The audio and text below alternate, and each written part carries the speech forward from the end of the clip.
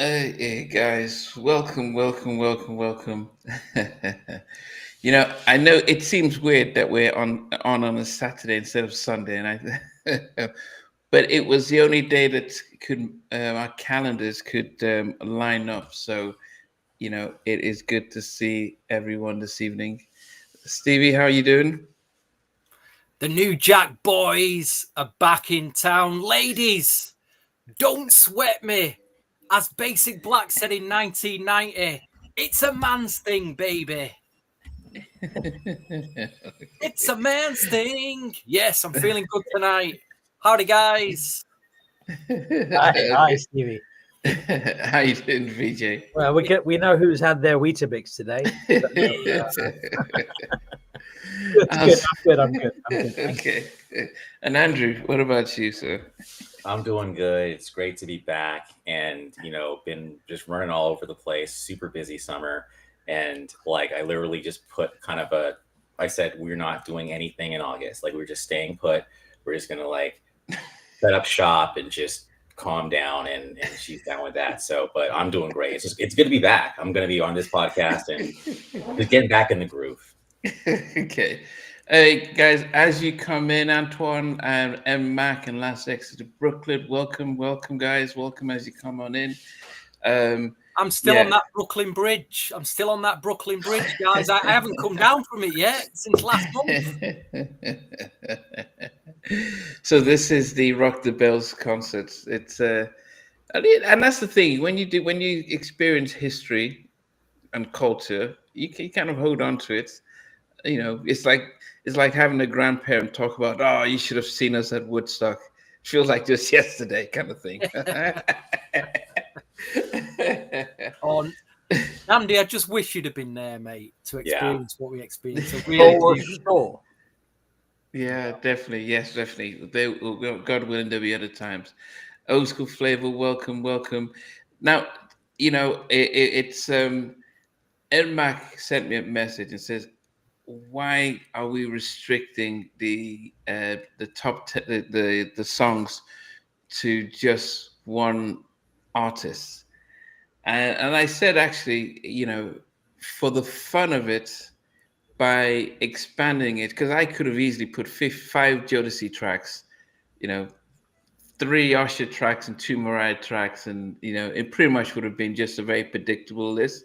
But also, it pretty much would be one of the top 10s we could do on, let's say, top 10 Jodeci or top 10 Usher. So to make this intriguing and actually make it unpredictable, being able to have 15 different artists, 15 different albums, makes it harder for us, but it actually brings out the fun of this. And it means that no one really understands and knows what's been picked and why it's been picked and in what order. So that was really the fun of it, just to make it just like a little game show where you really wanted to make the rules a little tight and stuff. I can start with you, Andrew. How did you find this type of doing this like this? All right. So I'll just say that, first of all, props to both you and VJ, I think, for really kind of putting thought into the rules and what are we doing with the rules and whatever, right? So VJ, sorry, man. I love you, man, but you were like, I'm going to go with objective hits. I'm not going to go subjective. We got to make sure we're picking hits that have impact, right? So I'm like, okay, that's the rules, then fine. And all of a sudden I'm thinking about, there's this song that Mariah Carey did. It's called We Belong Together. I hate that song so much, right? What do you mean? In our chat, you were saying that's your favorite, man. What are you talking about? I know, right? And I was telling the guys, it was like rearranging turds. I'm like, okay, turd number 1 is number 1, turd number 2. Because just because it has impact or it's a hit, that doesn't mean I like it. And then even Madonna's Secret, I was like, I wouldn't pick that for Dallas, but that was a big hit, right? So finally, after back and forth, it was like, okay, just go with subjective, what resonates with you, right? So, and then I had to just pick one Usher track and one TLC track. That was so hard. One Boyz II Men track or whatever. But now that I look at my list, and I'm going to keep this short in a second, let me just tell you guys right now, when you look at, no. Am I good? Okay, cool. Because where's my internet? My list it starts off in the club. It's like a relationship. Like you're like in the club, you're like grinding, right? And no, in the club, right? Then the second 5 are like hooking up, like just straight up, like right. And then the final 5 is like love and commitment and seriousness. So it's a journey. It's like the show, the after party, the hotel. Like it's like the club, the sex, and the marriage. Like that's what this is. So stay tuned, y'all. Y'all in for a treat. Okay. And to add to that, I would just say I'm glad that we are doing a subjective list. Thank you, Namdi, for having the wisdom. I was trying to go down an objective list, and as Andrew's already highlighted, it would have been a pain in the proverbial butt. So I'm grateful to you, Namdi. I'm glad that we've gone down the subjective list. These are our favorite. These are some of our favorite songs. So okay, yeah, and that was the fun part. Before I get to you, Stevie, Benson is saying "End Touch." I only knew about "End Touch," and I hope I'm not going to get shot and crucified for this when they did "Pass the Mic." So you guys are more in touch with. Were they good, New Jack Swing? Well, listen, we'll get both their albums over to you, Namdi, and we'll do a top 10 one podcast. We will get that done because I love End Touch. I do love them guys so much. Okay. And both their albums have some great tracks on it. Okay. Especially the first album's really, really strong. But yes, so thanks, Benz, and I hope you're well. Hope you're well, sir. Yes, hospital. Big shout to MMAC, music and tips. Oh, the messages are flowing in already. Yes, yeah. And Benson came on because when you guys we did an episode, and Benson and others came on, and he was amazing. Okay, Stevie, what did you think of it didn't seem hard for you because you didn't seem to the have hardest bit was the because I got 10 Devante tracks, and you've almost got like 2 eras of Devante. You've got when he was making New Jack, and as he progressed into the 90s, it went more his own sound of R&B. So it's 2 different sounds, but try to condense 10 Devante tracks to 5 was near damn impossible. Jermaine Dupri 5 was pretty easy. Dallas Austin, I could have, again, I had like a top 8, a top 9, but I managed to whittle them. I just don't know with this list. It's just 15 really good records. I don't even know if my number one is the number one. It's just I've got a reason for it being there, but it's just 15 really good records. I mean, there is some surprises in there. There's some hardcore choices. There's some really hardcore choices in my list. But it was probably harder compiling them. But what I learned about Devante, because obviously Jay and Dallas Austin managed to get past a few decades. They continued music into different decades, whereas Devante kind of run out of steam by the mid to late 90s. He run out of steam, didn't he? So he didn't progress into the 2000s. So good learning experience. A top 15 from me. Plenty of New Jack in it, believe it or not. I'm happy with it. Like I say, I'm happy with it. I mean, I've put dates on my spreadsheet, and I've put the title of the album and stuff like that. I wanted to, and as you said, the earliest would be, I think, just a couple in the 80s, and the latest is in 2000. So it does show the diversity of the songs that I picked and stuff. What, you've got something from the 80s in there? Yeah, something from the 80s. Respect to you. Respect. I think I know what that is. But respect to you. So I really, as I said, that's the fun part. Melodic, welcome. Dio, welcome as well. Okay. Just before we start our list, though, what would you say out of the 3 producers, if you were to pick a favorite producer, regardless of what songs you picked? Which would be your favorite out of the 3? How would you rank them for your favorite, second favorite, and third favorite? Andrew, I'll start with you. We just go around. I was praying you wouldn't start with me because that's a dang good question.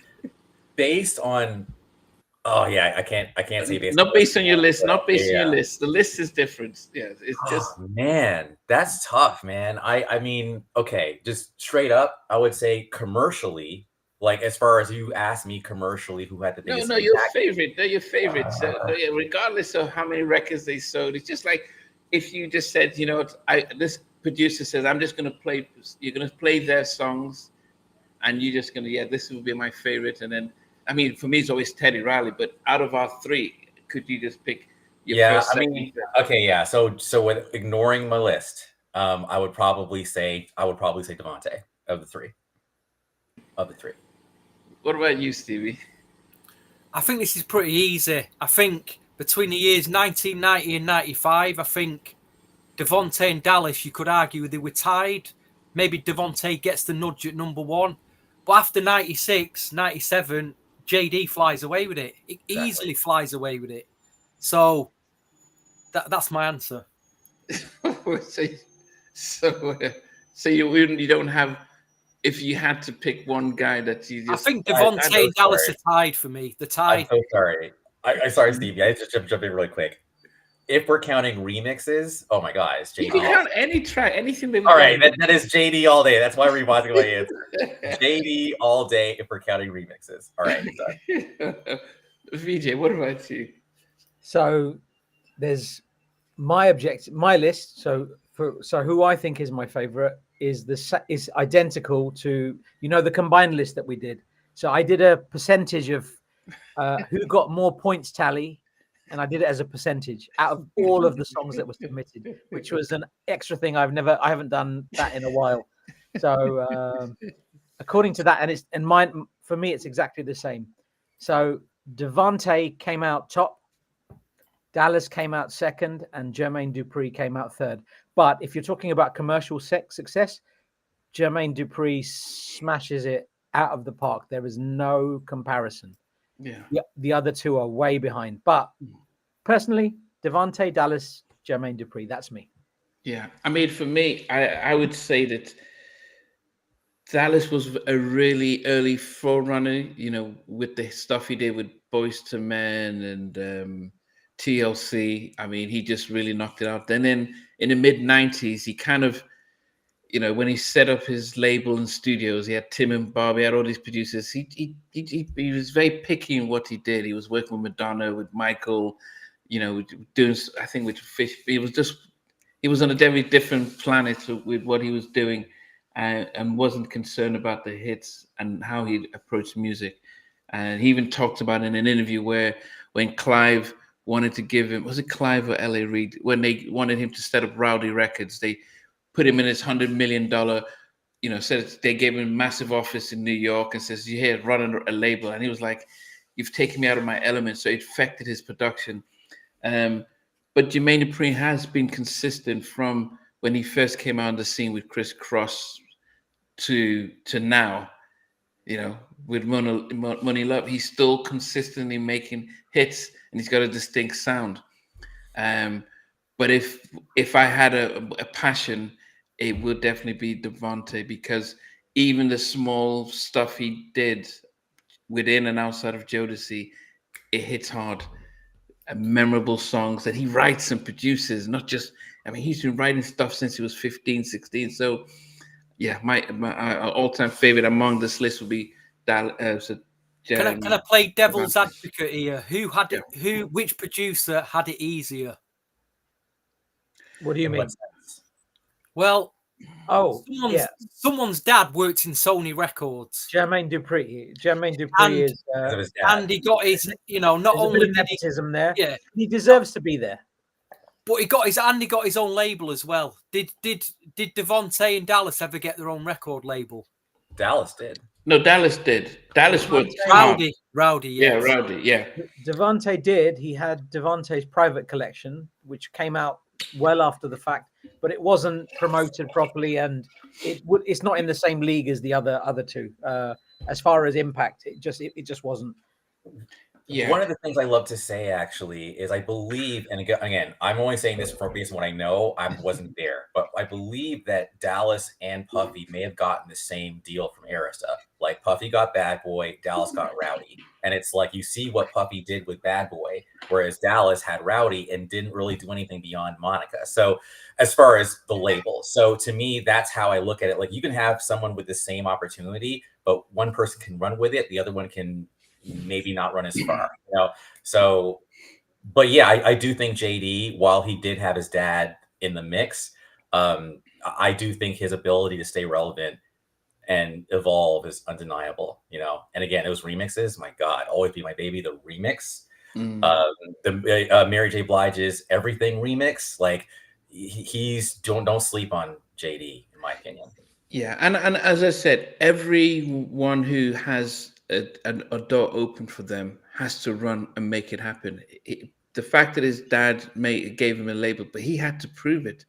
If he was, he from Escape and The Brat, all of them platinum, Bow Wow, Jagged Edge, then working with Usher and stuff. So Usher. everything he did, he's one of the biggest producers. So his dad gave him an opportunity, but he far exceeded what most kids do with an open door. So he definitely go ahead. But opportunity is everything. So to your point, Stevie, though, like I'll just say, like having that door, period, is so huge, And I say that on a personal level. Like it's all about that door. If you don't have that door, there's only so much you can do with it. Yeah. You need both. Yeah. I mean, it is a point. Christopher Lamont says, don't forget JD has Brian Cox on his team. Well, he also had a guy called Carl Solo and Manuel Seal. He had a little team around him. Is incredible. And some of them are complaining now that they don't get the credit, that JD's getting all this credit. And apparently a bit like the hitmen around Puffy, who did a lot of the work, they're not getting the credit, unfortunately. But I don't know. We'll never know. Yeah. I mean, they as I said, they are, but when you step out of Jermaine's shadows, how much of an impact are you making? So you can just say, yeah, I did everything, and then you now, okay, you're away from Jermaine. Are you now making the hits? And are people calling you up the same way they're still calling Jermaine? And Brian Cox will still he's still working with Jermaine because he knows Jermaine has this extra sauce that really makes things happen. So that's the important part of Jermaine's success. Yes. Okay. Right. We are going to go clockwise, and that would mean that I started off. So coming in at number 15 for me, it's a track by Mr. Devante Swing, released in 1994, and it's for a group that actually are synonymous with a different producer on their albums, but this time they got Devante to put in a track off this I think their second album. I'm not sure if anyone can guess who I might be thinking about. I think I know where you're going. It's a group, Namdi. Yeah, who do you guys think it is? Group. No, female group. It is actually Keep It Right There by Changing Faces. Keep It Right There by Changing Faces of their Changing Faces album. Great song. Produced by Devante Swing. And I like the fact that he said, yeah, can you mention my name in the bridge there? Devante's play is deep. Yeah, and he's he's showcasing his little voice recorder here and there. Goodness, melodic creep at number 15. Oh, God. I don't know. Sometimes we need to bring out a big red flag for some. Okay, so Changing Faces, Keep It Right There comes in at number 15.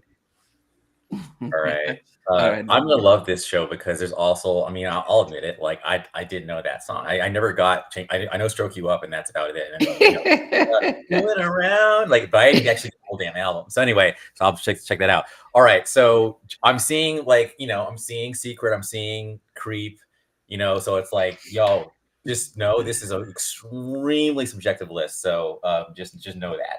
That said, the first track is a JD track. Wow. It is a Mariah track. Wow. And it's from 2005, and it's the same album as We Belong Together. And I like this song just because it's rhythmic, okay? And I like songs that you have to have a sense of rhythm and funk and be able to just kind of, and this is actually my favorite Mariah track, I think, or one of my favorites that's not a remix. But I think it's underrated. The song is called "It's Like That," and this is one that has that y'all.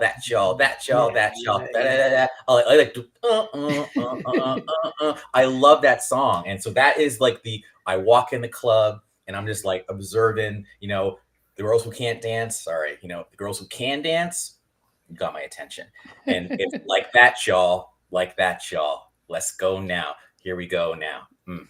All right, that's a good club track. Right. Good, very good club track. Nice choice, man. Okay. Yes. Okay. Stevie. So you just played your Mariah card. Okay. Stevie, what about you? I'm going to mention this article out.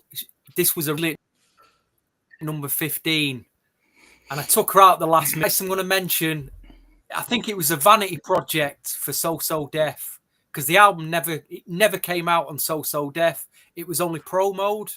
The single came out, which was at number 15, and then a few years later, bizarrely, Expansion Records in the UK put the album out. They had to, really.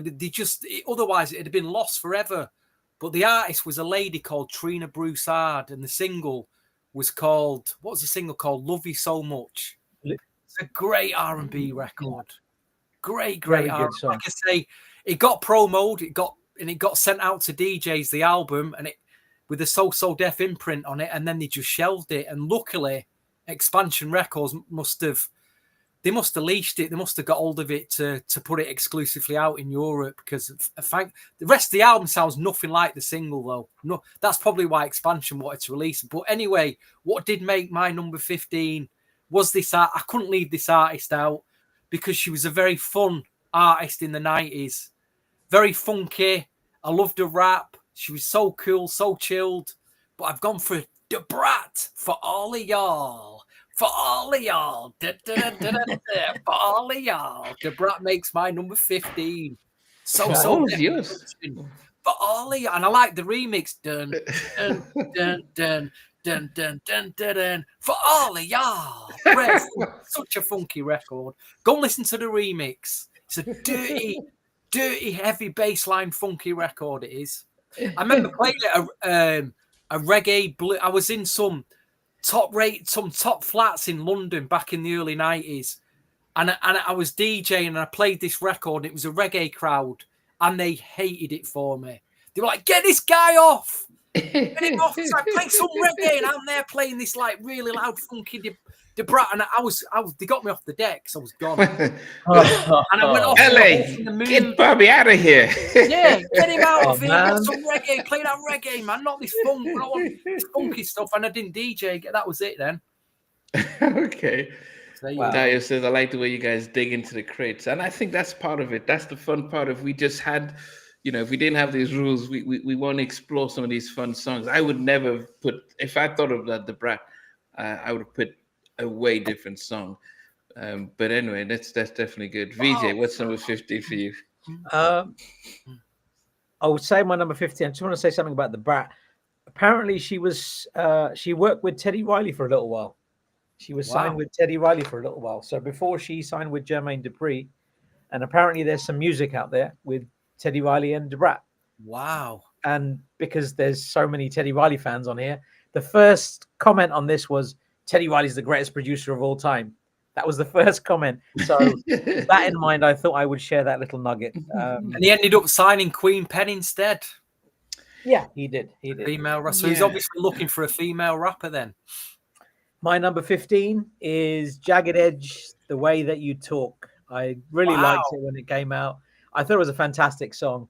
And I think, obviously... Who's the producer? What's that? The producer, just so... Jermaine Dupri. Okay, yeah, just want to be sure. So it was a fantastic track. And we were all into Guy and then Jodeci, intro, that kind of vibe. And then 112 and then this Jagged Edge group came out, and I thought they were really good. And it contains 2 samples, one from Little Kim Puff Daddy No Time, which I know Andrew is a fan of from 96, and the other sample is John, I don't know how it's pronounced, P-A-T, Pate, The Look of Love from 1968. So Jagged Edge, number 15. You know what? I really didn't think you'd have any Jagged Edge in, but well done to you, VJ. No, it was I don't know. You in the mid 90s, like mid 90s, I had a bit more of a record buying budget, and this was one that I bought, and I was very excited about it. It's a good record. That was a good record. I say VJ is the professor. Thanks, man. Okay, I would go to. So we're going to number 14 now.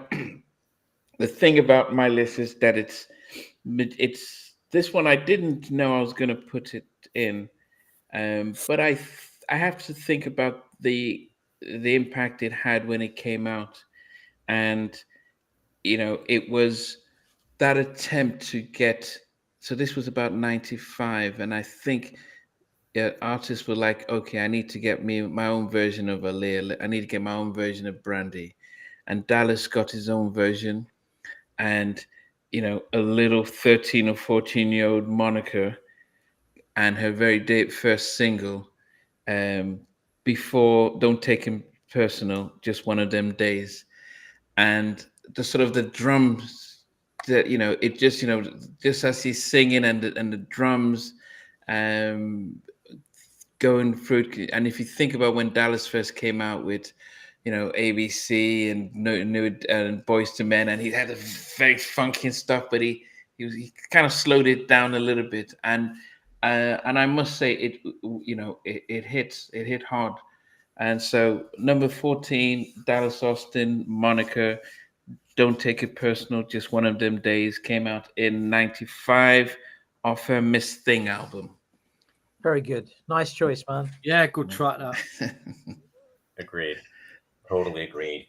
And it was part of actually nothing. No spoilers. All right. So number 14, disclaimers. Have you seen how so I don't know how Creep has been rated so low, 14, and it's okay. Please, sorry.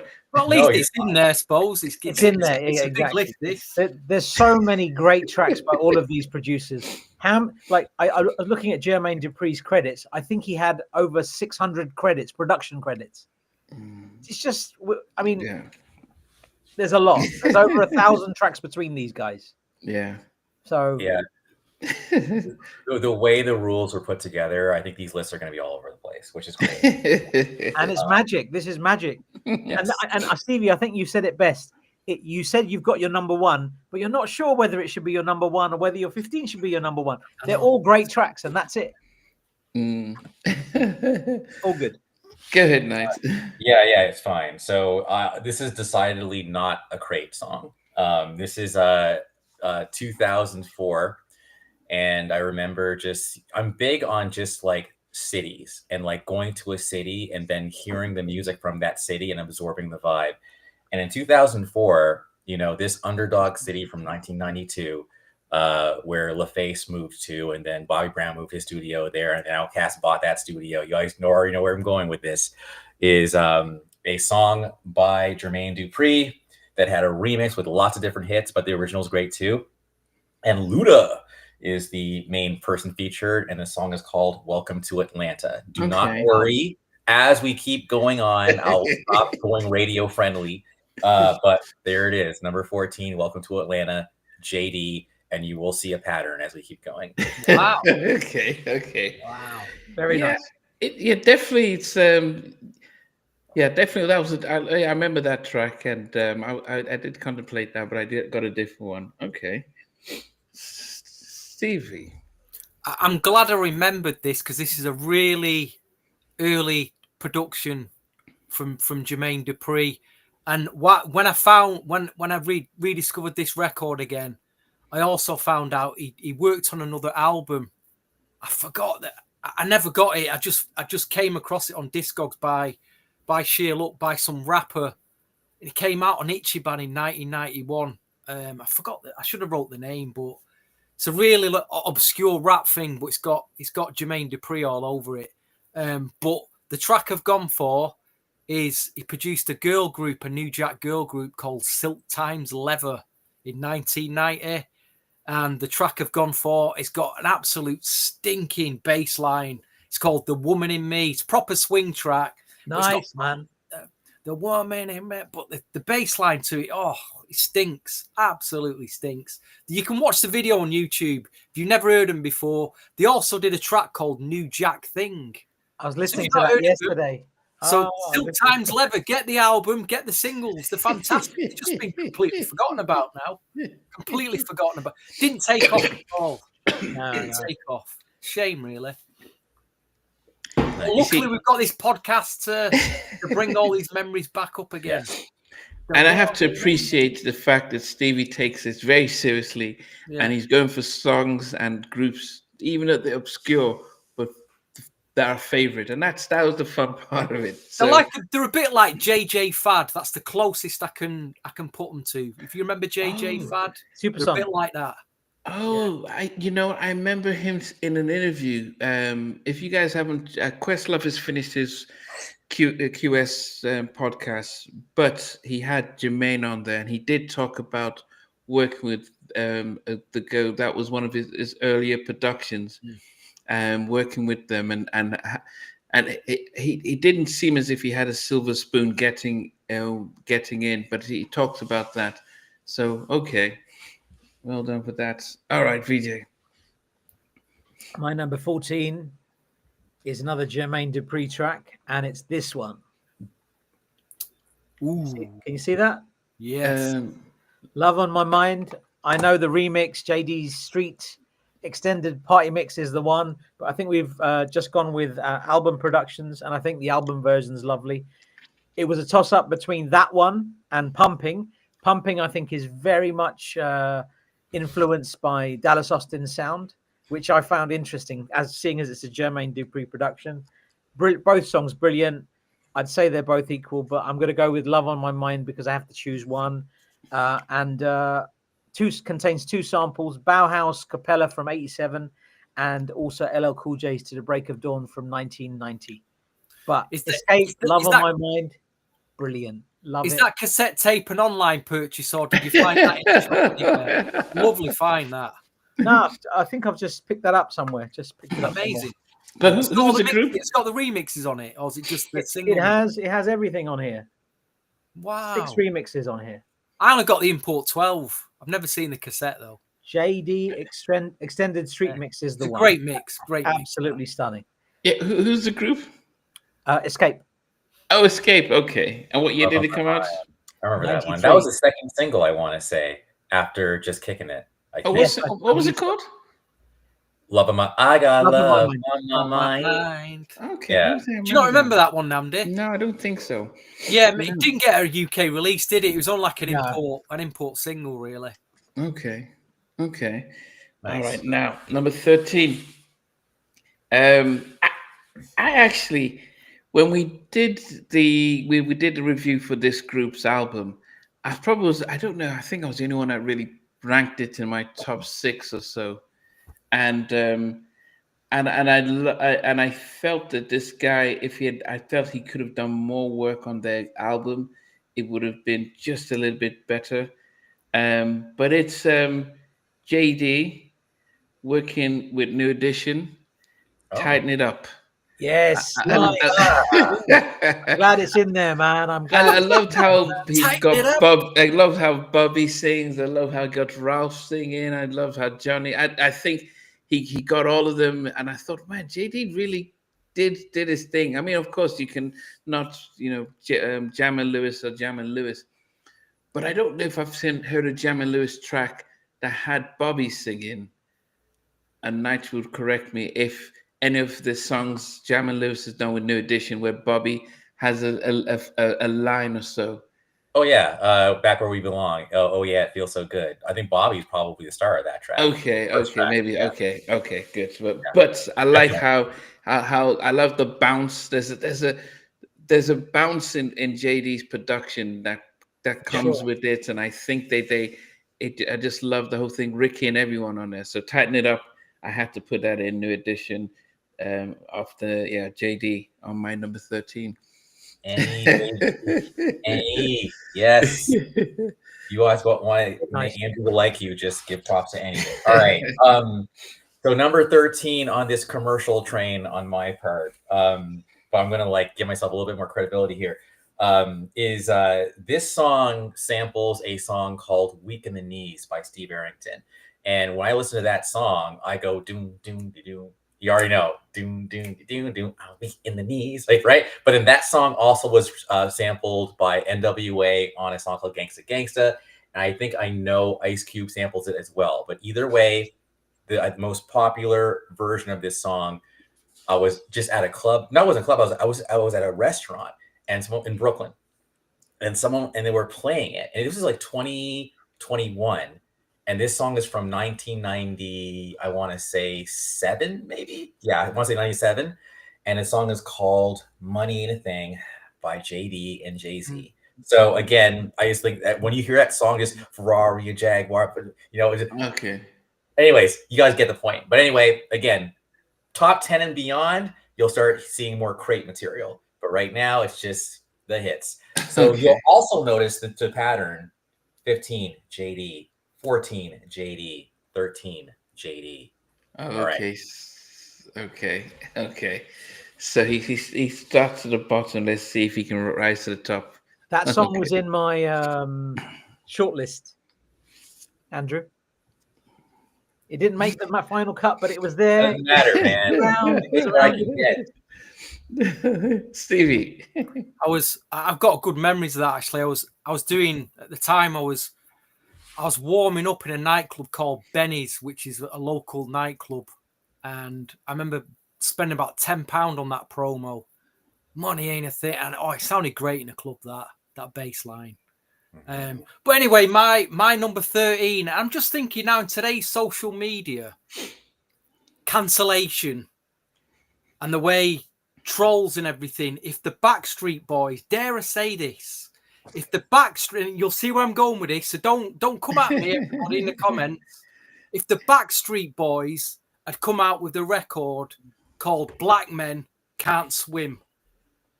Oh yeah, I already know where you're going with this, buddy. Nice, good track. Imagine the cancellation, and the uproar on Twitter, on X, and what are these Backstreet Boys doing?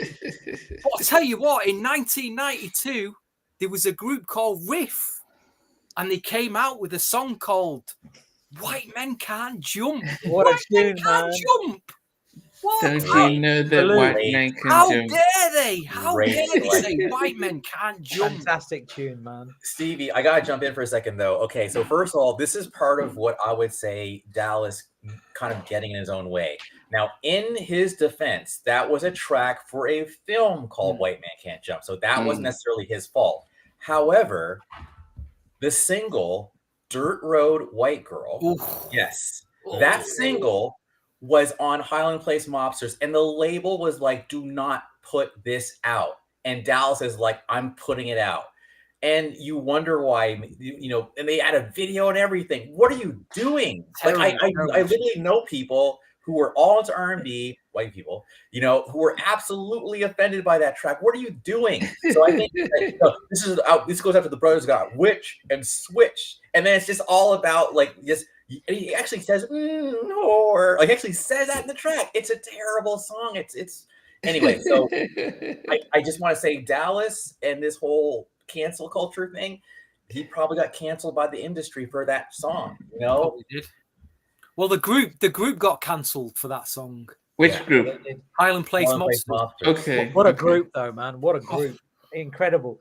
And the lyrics might have been questionable, but the production on that particular song, aforementioned song, is stunning. I mean, come on, man. That instrumental is just Dallas Austin. That's peak Dallas Austin. 1992. I mean, that's actually a prelude to Madonna's Secrets. That, if you think about it, it's a prelude to that. Good. But anyway, Riff, White Men. What a new Jack track. Yes. What a new Jack Swing track that is. Fantastic. Absolute banger. Yeah. That's made my number 13. Was Rico Anderson on that as well? I can't remember. I need to get the credits. I think it was Dallas and Rico. I think did that together. I think. Oh, here it is.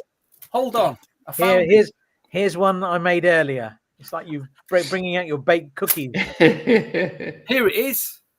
Riff. Nice. Let me just check the credits live. At your bottom dollar. It says written by Dallas Austin and Randy Ran. Randy Ran, that's it. Oh, that's his best friend that died. Okay. Yeah, check this out. Background vocals, Highland Place Mobsters. Yep, there it is. Dave Way engineered it and mixed it. Incredible. That's on a who's list of all the best. That's incredible. Wow. Yeah. The it's unfortunate with Rift that they, as high as they were getting doing this type of stuff, they wanted to be Jodeci. The label says, okay, we'll give you an album. They did Judy's Got a Boyfriend. It bombed, and they said, okay, guys, we want to bring in, David Foster. We want to do some big stuff for you guys. And then 3 of the 5 says, no, man, we still want to do R&B stuff. And the label says, if you don't do this, we're going to drop you. And they said, we're going to leave. And they got blacklisted. That's one would crazy. touch them. Yeah. So this is nitty. Yeah, go ahead. Yeah. So someone said crazy. Randy Ran. And Randy Ran actually produced Take a Dip that Deo just put in the comments. And I didn't know that. Randy Ran, I know he died sadly from a motorcycle accident, but he was a force. I mean, working with Jam and Lewis. And then, he was. So just props to Randy Ran for a second. If you just feel it in the universe, we're sending you love, because it's crazy how your name is coming up. And I was thinking about it. I didn't say anything. Stevie, I think you said it, Stevie. Then someone else said Take a Dip, and Take a Dip was absolutely being considered in my Dallas thing. But then it's not Dallas, it's Randy. Yeah. Crazy. But his passing opened the door for Tim and Bob. Because when he was Dallas was like, I've got a space, and Tim and Bob came, and that's how they got into his production. Okay, all right, VJ, number 13 for you. Number 13 is a Dallas Austin track, also from 1992. It seems to be the theme, and it's off this album. Ooh. It's not what you think it is. It's the starting track. It's number 1 on this album, first track on this album, and it's called All About Love, and it's incredible. Wow. Dallas Austin in your face. Wow. The energy after seven when they're coming at you, man, and you can't stop dancing from the moment this song starts. It's absolutely brilliant. My number 13, After 7, All About Love, from Taking My Time album. Is that still sealed, that long box? Yeah, you can't open these things. Oh, look at them, dude. Have you got an open copy somewhere? No. Oh, you know what I do have from after that? What I have? So there's a promo box. I should have brought that out as well. Actually, it opens out. It's got a VHS cassette with, I think, Kick in It, the video for Kick in It, on a VHS cassette.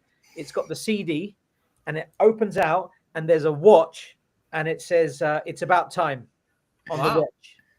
It says After 7. Very cool. So what you need to find, really, you just need to find a cheap CD copy of it that you can play, because none of them you can play, can you? I can't. I just or stream it on Spotify. Yeah. Or get a tape player. Yeah, exactly. Put it in, and I have it on tape as well. I do have it on cassette. Oh goodness! All right, up to number 12 now, and. It felt like this group and this production, it came out, it was just released in 94. And it feels as if this group and this producer were marriage made in heaven. And it was from the Above the Rim soundtrack. And it starts off with the lead singer calling out the producer in it. And they do their famous dance in the track, when they sort of pound their knees and stuff like that. And it's H-Town's Part-Time Lover. Yes. It is just the vibe with Devante and Dino. Goodness, what a singer. what a singer! You know, he was, and I don't know if Dino gets the credits when we talk about lead singers, if people remember him as much. But yeah, number 12 for me is Part Time Lover, H-Town. It was on the Above the Rim soundtrack. Great Came track. out in '94 with Devante Swing. Yeah. Break it down, Devante. Brilliant stuff. Oh, and that boom, boom. I don't know what sound it was. It went boom, boom, and it just kicks in. Yeah, that was '94. That was almost peak 90s R&B. '94. You know, we had all the big Great albums. year. So goodness, to be alive and to be able to afford to buy music in '94, '95, '96.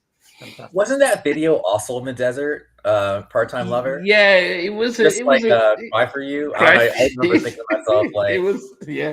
No, it was in the beachy area because you know it was in the beachy area and stuff. But like leather and like hot weather. That totally rhymes. Anyway. Okay, Knight. What about you? Number 12. Number 12. So there is a song by a Rough Riders rapper named Drag On. But anyway, it's called Spit These Bars. And it has kind of like a anyways. So later on, I heard a song that had a similar anyways, I'm being weird. The point is, the song that I'm picking, number 12, this is the last Uber commercial song by JD, was produced for a quartet. And I love the video. The video is very shaky. And I officially fell in love with the lead singer from this song when she'd say, "Little ladies, ladies," and then she would say, "Bubba ballers, ballers," and then she would say, and that lady, of course, is Beyonce, and the song is called "Jumpin', Jumpin'." So that is my number 12 by JD, because I just felt like, man, it's 2000. You came out in 1992, and you come out with my favorite Destiny's Child song. I would say I'm not a Destiny's Child fan like that, but I remember loving that song. And the remix is dope with the Brat, but even the original is dope too. So that's it. Bow Wow on that one? Was that? Bow Wow was in the remix. Mm-hmm. Oh, in the remix. Okay. I must say that Beyonce and Destiny Child, people don't seem to, the community don't seem to give them the same amount of love, and I don't really know why. I actually didn't mind Destiny's Child. I blame that Survivor album.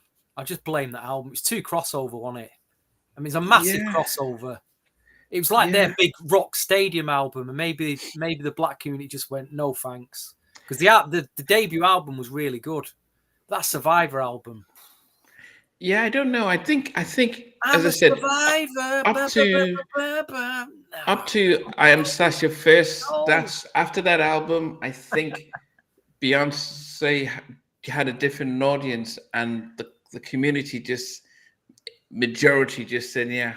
So I don't know. So, but anyway, as I said, the album before that Knight's picked, that had some great stuff on it. The Bills album. That Shakespeare production. First two albums, then they dropped Survive, and it's like maybe it's label pressure to make a stadium filler. I don't know. Yeah. Anyway, Stevie, what's I just got to shout M Mac for the choice he's made, because I didn't even consider. Probably because it come out last year, didn't it? Mooney Long, Made for Me. Okay. What a song! What a track! That I didn't realize Jermaine Dupri produced that.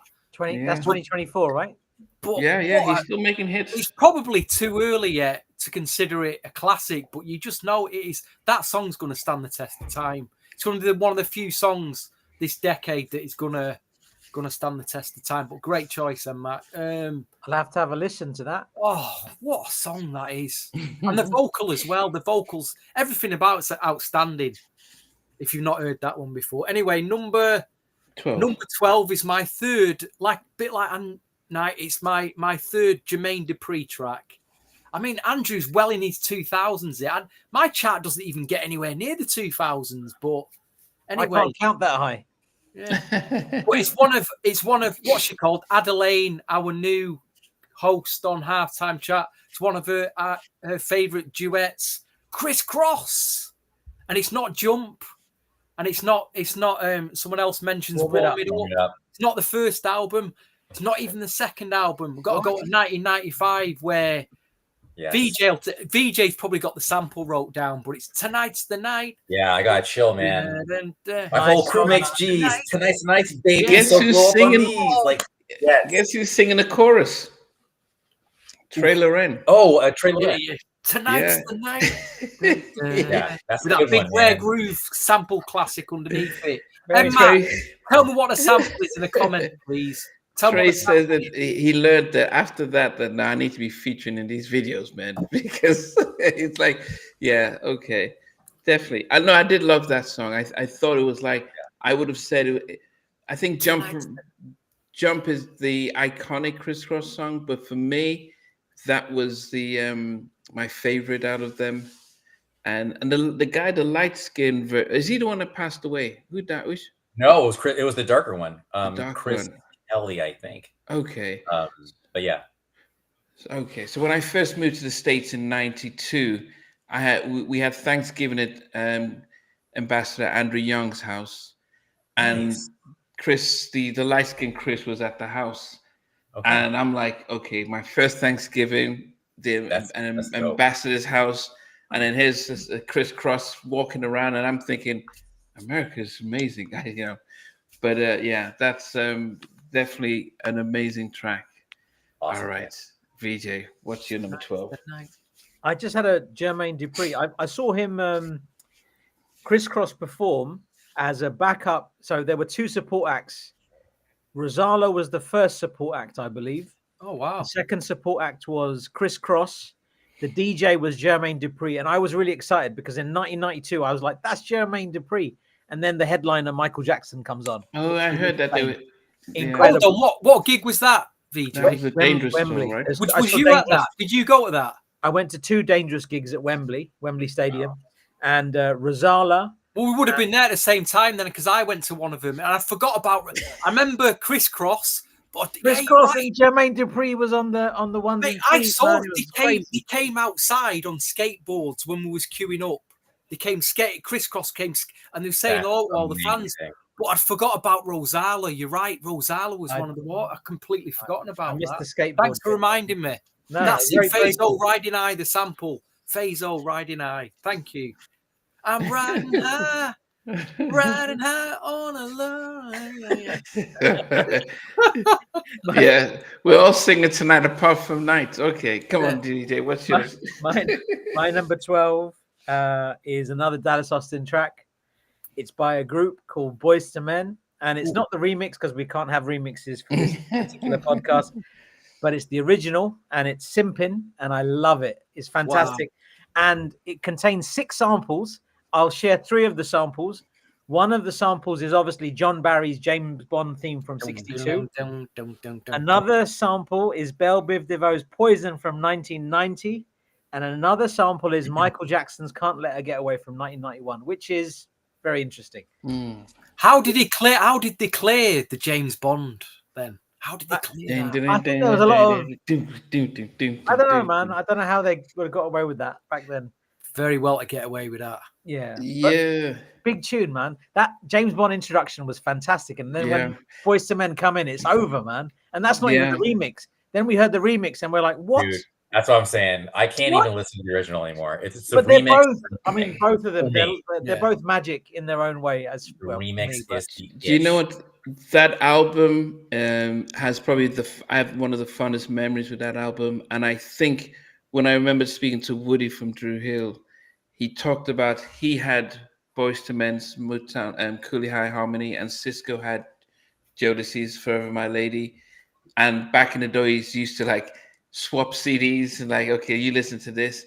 And Drew Hill was based on those 2 albums. And I wonder in a future episode if we did a matchup of Cooley High Harmony versus Forever My Lady and see if we can combine a top 10 and see which songs will, mix up and do a top 10 list. That's a killer, Namdi. You can't do that to us, Namdi. My brain's just exploded. It's impossible. It can't be done, Namdi. It's impossible. It'll be fun. We picked our top 10 and it'll be from 1 to 10 from both albums. But that would be what if no Boys to Men tracks even make it, Namdi? no. The rules will always be you've got to do 5 and 5. So yeah, you've got to have a minimum of 5 for me. Namdi had an answer for that one. I love it. But anyway, it's just the fact that you mentioned that Cooley High Harmony, and I forget End of the Road. I think End of the Road meant that people forgot the albums and the core of that album. And I think End of the Road was great for their career longevity, but I think it missed the trick. People missed the trick on how that album was such an amazing album. Fantastic Debut album. Really was special. Yeah. Okay. Number 11. Now this group has had many tracks on, and but this is probably my favorite from them, and is probably one of their signature tracks. And regardless of whatever Biggie says about them, they were damn good singers. Escape. Who Can I Run To? Oh, nice. Great. From the Off the Hook album, 95. Regardless of what Biggie says about amazing, I know it's a remake, and I think what I loved about American artists doing remake, because here in the UK that we call them covers, and it feels as if they just singing the same stuff and the beats are different. But when they do a remake, they take it and own it. And when they own it, you don't even remember the original.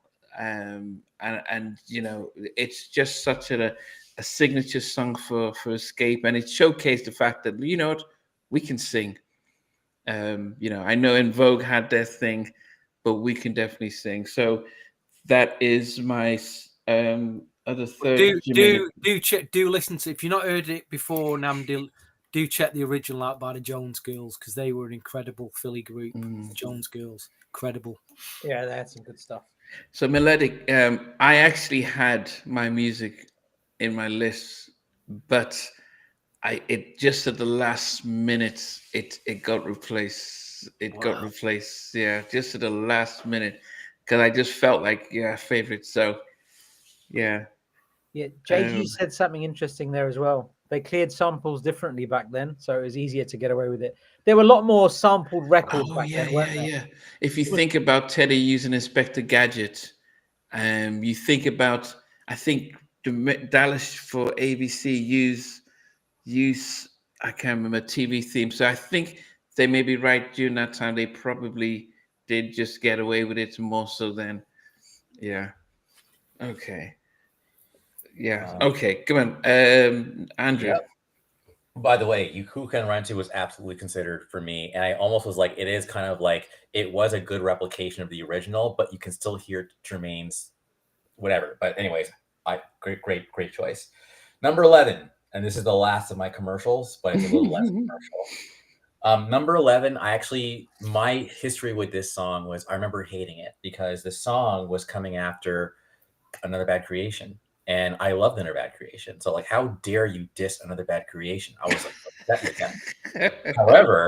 However, when you think about how the intro to I Want You Back by Jackson 5 is flipped into the beat of this song. And even though I almost picked Warm It Up, but I realized I prefer that like the remix version. That's why I had to put that to the side. It absolutely is Jump. And that song has aged very well. If you've heard it now at a club, it's just like, play it for the fun of it. At the jump. I mean, there's something about it, man. So now you guys, the cat's out of the bag. JD was completely shut out of my top 10. All number 11, 12, 13, 14, 15 are all Jermaine Dupri.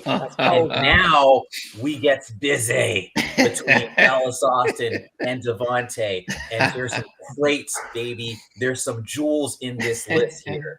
And some people have dropped some of them in there. So we're going to resonate. We're going to be friends after this. But yeah, Jump is the one that rounds it out. Yes, no burn, because Usher had some good hits. I'm talking too damn much. I'm excited now. I'm excited because I finally get to go to my crates. All right, so that's it. Good. Okay, Stevie.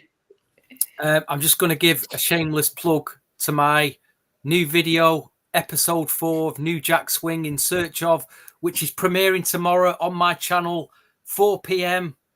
I've been out in a town today, found a lovely little record shop, found some gems. Do tune in and help me get to 1,000 subscribers. I've just gone over 700. I'm so happy. Wow, well done. I've made like over nearly 40 subscribers in a month, so I'm really, really happy. You know, so yeah, that's since we got back from America doing that vinyl trip run, it's inspired me to carry on doing it every week, just running around record shops and filming it. Anyway, that's my shameless plug done. No. Plus, you got a new phone, right? That makes it easier to. Oh yeah, at Stevie Street. Get over there, subscribe, and watch the episodes. We're up to episode 4 tomorrow. Anyway, number 11. I changed the track, not the group, the track, and it's a Dallas Austin production. I realized I didn't buy their first album at the time when it came out. I bought all the singles and I got the albums later on, even though I put one of their first tracks from their first album in. Then I realized, you know what? The second album is my favorite album, the Crazy Sexy Cool album from '94. And I've really dug deep here, and I've ended up choosing a ballad over a New Jack track, and I've gone for TLC, Take Our Time, with Deborah Killing singing on it. Wow. It's just an amazing track. That's such an interesting choice, man. And I'm so glad I did go to that out, because otherwise it'd have been What About Your Friends? Because I always love that from the first album. What about your friends? What ended up, nah, man, Take Our Time is just mind-blowing track. Mind-blowing track. And I thought no one's going to pick that. I'd be surprised if anybody else picks that. We've not had any crossover yet, so that is intriguing, which is the fun of it. I don't know, crisscross. We've had Jump. He just picked Jump. That was a big crossover track. Well, I mean, we may get 45 tracks. Sorry, I'm saying 45. Yeah, we may get 60 different songs tonight, so that would be interesting. The night is young still. We've done an hour already. We're only at number 11, and we've done an hour. And we've had over 750,000 messages come in, so the night's young. VJ. There's my number 11. Yeah. Is by this guy. Who's that? Right. Tony Thompson. Okay. Oh, we're showing off now with these tapes. Showing off. This tape. This is if anybody knows Easy Tape to Tape on Santa Monica Boulevard from back in the day. They used to do a lot of the promo tapes back then. But this one, that's not important unless you're Stevie. But my choice is a Devante Swing choice selection, and it's Tony Thompson's Slave. It's heavily co-produced, I believe, by Daryl Pearson. So Daryl Pearson always deserves a shout out for a lot of that stuff. With his guitar thing. Fantastic. And so my number 11 is Slave, Tony Thompson. Okay. Wow. Okay. I need to play. I have not played that track for years, VJ. I need to dig it out. It's fantastic. Devante kills it on that. Yeah. Okay. We're now going into the top 10. And I must say that this artist, big in the 80s,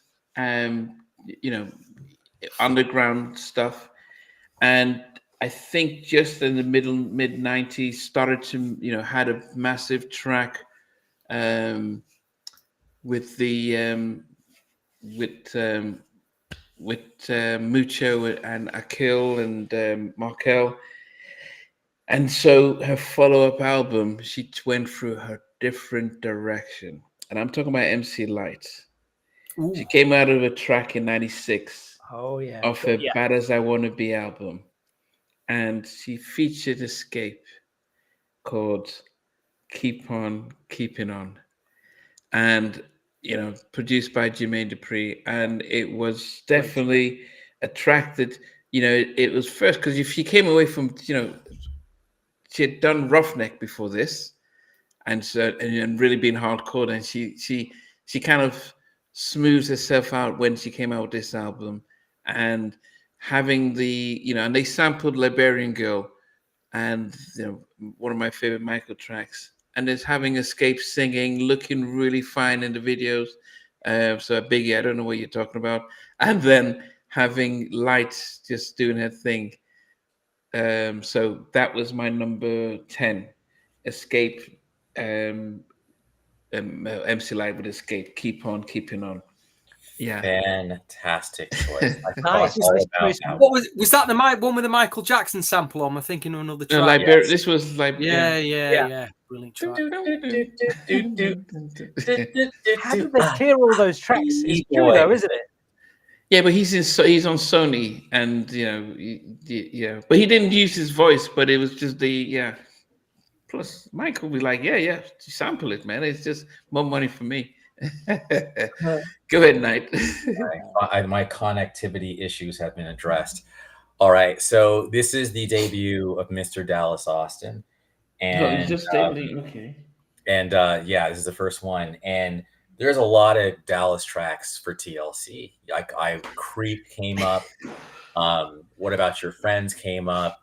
Ain't Too Proud to Beg came up. But I went with my personal, and it's definitely not one that I think would be an obvious one, but it's a personal one, and it's crazy, but I just like this one. Lyrically, the lyrics go, just like you, I get lonely too. It was from 1999. It's a very different track. And also, Stevie, you said something. You said that Crazy Sexy Cool is your favorite one. Isn't it crazy, no pun intended, that 1992 album, 94 album, and 99 album all have very different sounds and vibes. So that fan mail, just like you, I get lonely. It was very much of the time. It was very electronic and whatever. So man, that's number 10 at with Dallas Austin, TLC, fan mail. Very subjective choice. Not Creep. Not Ain't Too Proud to Beg. It's fan mail. But I need now, to play it again. let the Reminds me crazy what it sounds like. I can't remember what it sounds You like. guys have had some interesting TLC choices, man. I've got a TLC track in here as well somewhere, and it's also not what you'd expect. And that's the fun part. That was why it had to be like this, so we can dig and find stuff that we really like. I suppose from the hits and stuff. Yeah, for sure, man. Oh, who would have had Touch My Body if they was at Unite? Would you have had Touch My Body if you had to pick the big tracks, or what? Oh, is he frozen? It looks like he's frozen, yeah. It looks like he's frozen. I thought I was trying to repeat. Okay, that's good. Stevie, he's almost like, what are you talking about, Willis? What are you talking about, Willis? Yeah. He's thinking about what I said. I was like, I thought he didn't hear me, so I was like, let me repeat it and stuff. Anyway. All right, Stevie, what's your number 10? I'll just say good evening to Deo, to Angel, who continue to post. Good evening to Zach, who's given us a nice little Jermaine Dupri list. Bobby Brown, Slick Partner, that was a consideration. Fantastic. Maybe it's too short, though, but I do love that track. Anyway, my number 10 is my first inclusion from Devante Swing. We've not had him up on my list yet. So number 10, and I've gone to his New Jack days from 1990, and he did some stuff for I'll Be Sure. And I like the remixes, but the mix I like the most is actually the album mix of I'll Be Sure, Had Enough.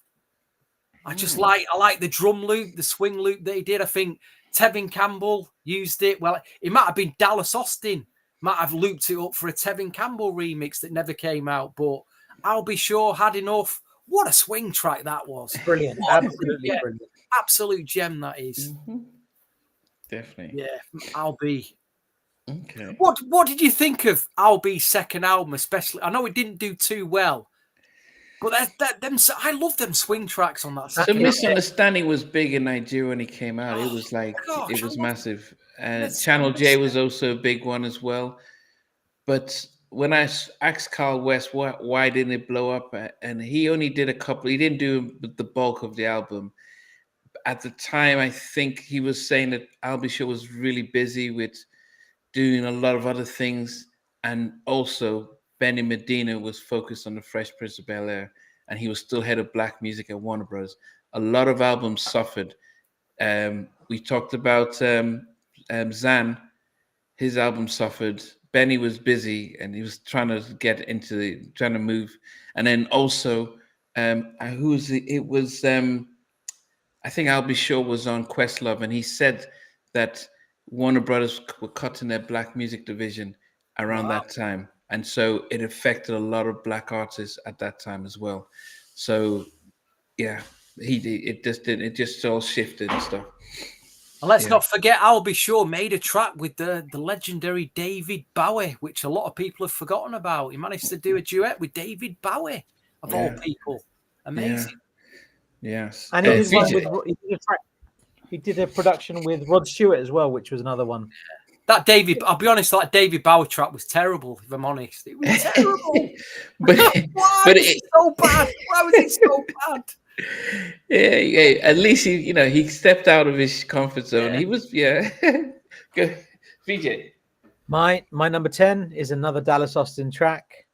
It's by Troop, and it is an absolute stunner. I love it. It's called My Music. Yeah. I can listen to that on loop for hours. I love it so much. It's sampled in one song. There are no other credits, but it's probable that Michael Myers' theme is in there somewhere. Feeling, I don't know. But My Music is so good. I love it. It's not on this lovely sealed cassette tape, is it, VJ? This lovely sealed. It could be. It could be. I mean, you have. I don't know. You'll have to open it up. I can't open it. There's no way I can. It's got the hype sticker on, VJ. It's the hype sticker on. Let's not ruin it then. So My Music was on my original list, but I changed it, and so it was my 89th track. But it was definitely a real funky track on there. Yeah. Okay. Yeah, love it. Number 9 for me, I think. No, it's not my last JD, but this is my 4th JD on my list. And the original version or the remix are both hard-hearted, really amazing tracks. And I don't know if this group gets the same amount of credit that other artists did on So Def. But also their contemporaries at the time. But it's Jagged Edge, Let's Get Married.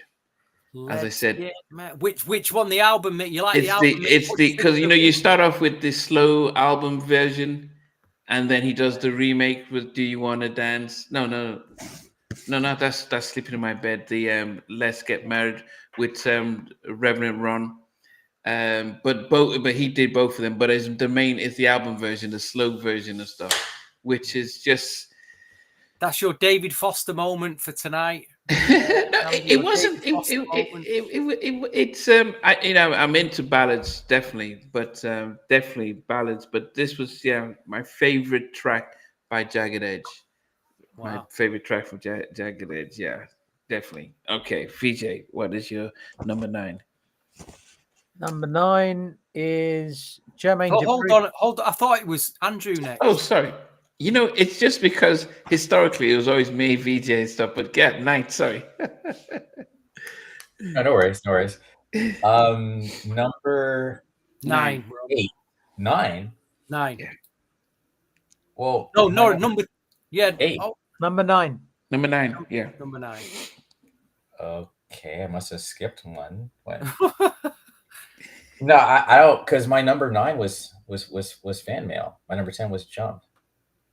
Oh dear. So. Oh. Okay, what's your number 15? It's like that, Jermaine Dupri. 14 was Welcome to Atlanta. 13. Yeah. Oh shit. Wait, hold on. I'm looking at the wrong list. My bad, guys. Sorry. Hold on. My number 9.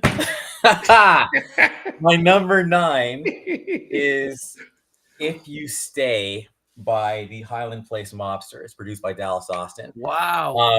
Yeah, man. Highland Place Mobsters, totally underrated. Again, I think that album, there's just so much wasted awesome material on there. And even though Try My Love almost made it, Nah, for me, it's If You Stay. It's a very mid-tempo ballad. That should have been the thing, not Dirt Road White Girl. They were tripping with Dirt Road White Girl. It should have been If You Stay. I'll also take the opportunity really quickly to also say, because I remember last time I said Can't Stand the Rain has a different version. Y'all laughed at me, and then we finally figured out, no, there's different versions in streaming.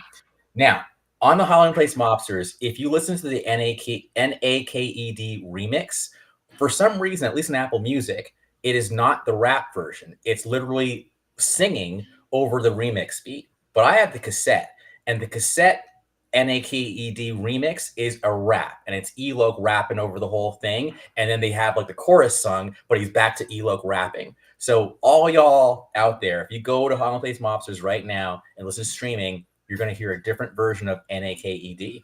And I'm not crazy. And the birds are, anyways, you don't say anything. Anyway, so that was embarrassing. Yes, I was looking at the wrong list. It's number 9. Okay.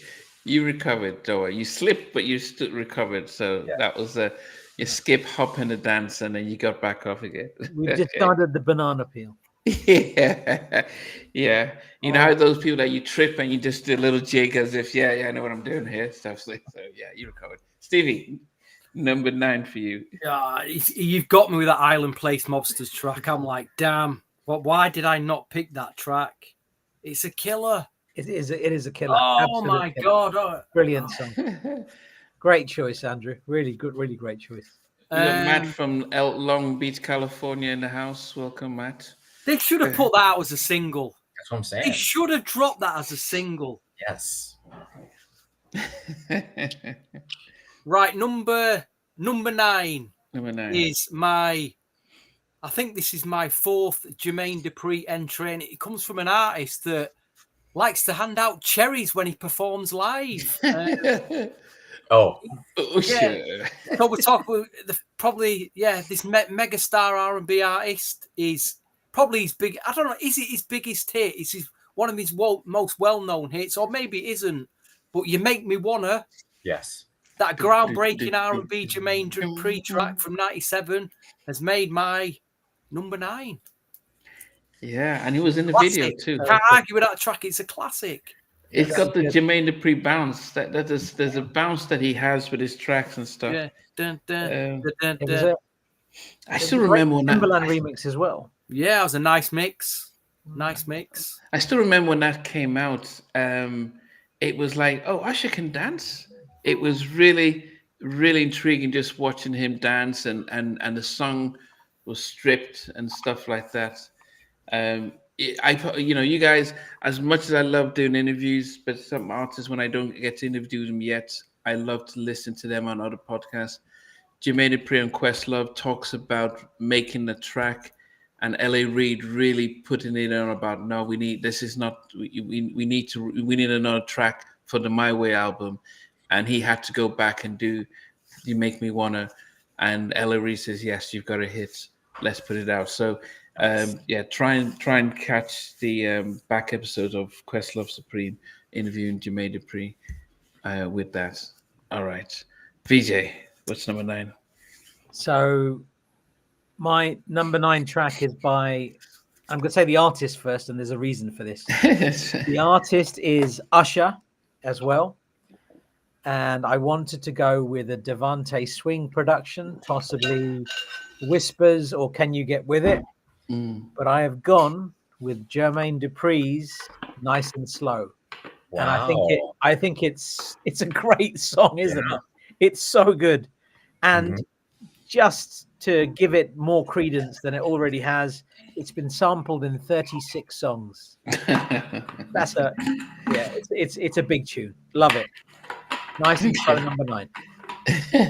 Nice and slow. He has a rap in the middle. That one, he has a rap in the middle. He does. No, he calls out his name. US. You call me US. Like US. Anyway, forget it. Yeah. But anyways, that's a great song, and both Nice and Slow and You Make Me Wanna were on different versions of my list. So, and I may or may not have sung Nice and Slow in public several times. But anyway, I'm going to save that for later. But, Okay. Okay, we're going to number 8 now. And this is as much as I didn't want to put this song on this list, the trumpet call is just mesmerizing. L.A. Reid said that they shot a video, and Clive Davis says he didn't like the video. Go shoot it again. Now, of course, you go shoot another video that cost almost $1 million. It's on the artist's budget, so they didn't tell TLC, "Hey, can we go? We're going to have to redo this, and we're going to foot the bill." So you wonder why they were broke after selling 10 million albums, because there was the label. This Clive Davis didn't like the first video, and then he was on there. They reshot this video, but Creep, just just the it's just so haunting. It's a song that if you just hear the first line of it, you know what it is, and just the whole dancing. So this is probably my favorite TLC track. Forget that it was that big stuff, but I just love the production and stuff like that. So Creep, well, not being a creep, but I Creep, from the Crazy Sexy Cool 94 album. 94, I think, when it comes to R&B, I think 94, which is probably one of the gold that, it had the big hits in 94. Yeah. Okay. That's it. Number 8 for me, Creep, Dallas Austin. All right. Nice. Number 8 for you. Internet gods, please cooperate. Number 8, I first saw this group at Summer Jam 1995. They were all wearing coveralls, and they were just a big squad of people. Then in 1996, on the last track of the Nutty Professor soundtrack, I was like, oh, they finally have a song. And the group was called The Basement. And this is the first appearance by Devante at number 8. And this song is Let Me Love You Down. Because that beat, while some might say that was probably Timbaland all over the place, I don't care. Devante is the one credited. I think it's a track that people can forget. But someone in the comments posted it. So I was like, exactly. Love You Down is up there at number 8, the first Devante track. And I just loved it. So by who? What artist? The Basement. It's The Basement. So the people singing the leads are Genuine, and I want to say it might be Static, but they're the two who share on there. Well, yeah, with Play, Static from Play. Static, yeah. So they're the two who share it. Mm-hmm. I think the Devante was so highly revered. I think it just got to him, the pressure. I think not everyone can deal with just that fame and everything, and I think that it was tough on him. He imploded. The whole thing, he didn't handle it well. It's a pity. So I'd had a chat with Jeff Redd, and Jeff Redd was A&R for the Casey and JoJo album X, and he was talking about me and you were together, Andrew, in LA, and he was talking about all of that. The stuff that Jodeci had done, and there's a lot of material, but he was saying that the problem with Devante is that he is just he's too much of a perfectionist, and that perfection, when you're like that, you just can't release anything, so you end up releasing nothing. So he's got all this material and he never released it because he was too much of you get stuck in your head, right? Yeah. Can't get out of your own way. Yeah. Anyway, let's lighten the mood, Stevie. What is going on with your number 8? And I don't know how this has made my number 8, but it's a great production. I just remember it from that year so well, 1995. Hearing it going out on a Saturday night, dancing to it as an import 12. This group had a false start because they initially came out on LaFace with a single, and then their album got shelved.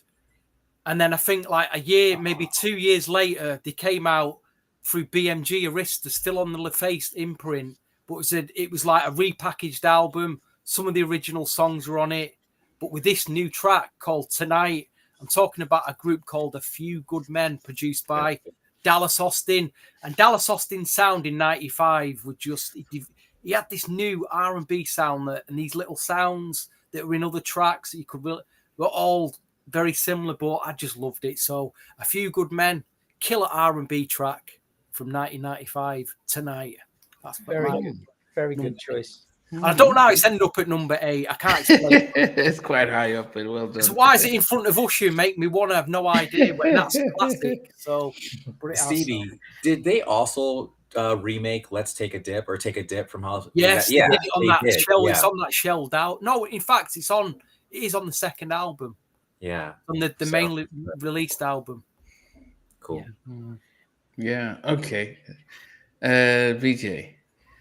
So, Stevie, your song that you just mentioned tonight was remixed by Eddie F. Yes, great mix. Great The song I'm going to mention is also It's also remixed by Eddie F. It's quite an obscure remix. I'm going to mention the artist again because it could have gone either way with the producer. I wanted to go with a song off this album. I really did. I really, really did. But I've gone with a Jermaine Dupri production, and I've gone with Kick Your Game, which samples Loose Ends Watching You from 1988. There's an incredible So Def remix, which is on a LaFace sampler. But there's an incredibly rare DJ Eddie F remix, which is on a promo cassette only.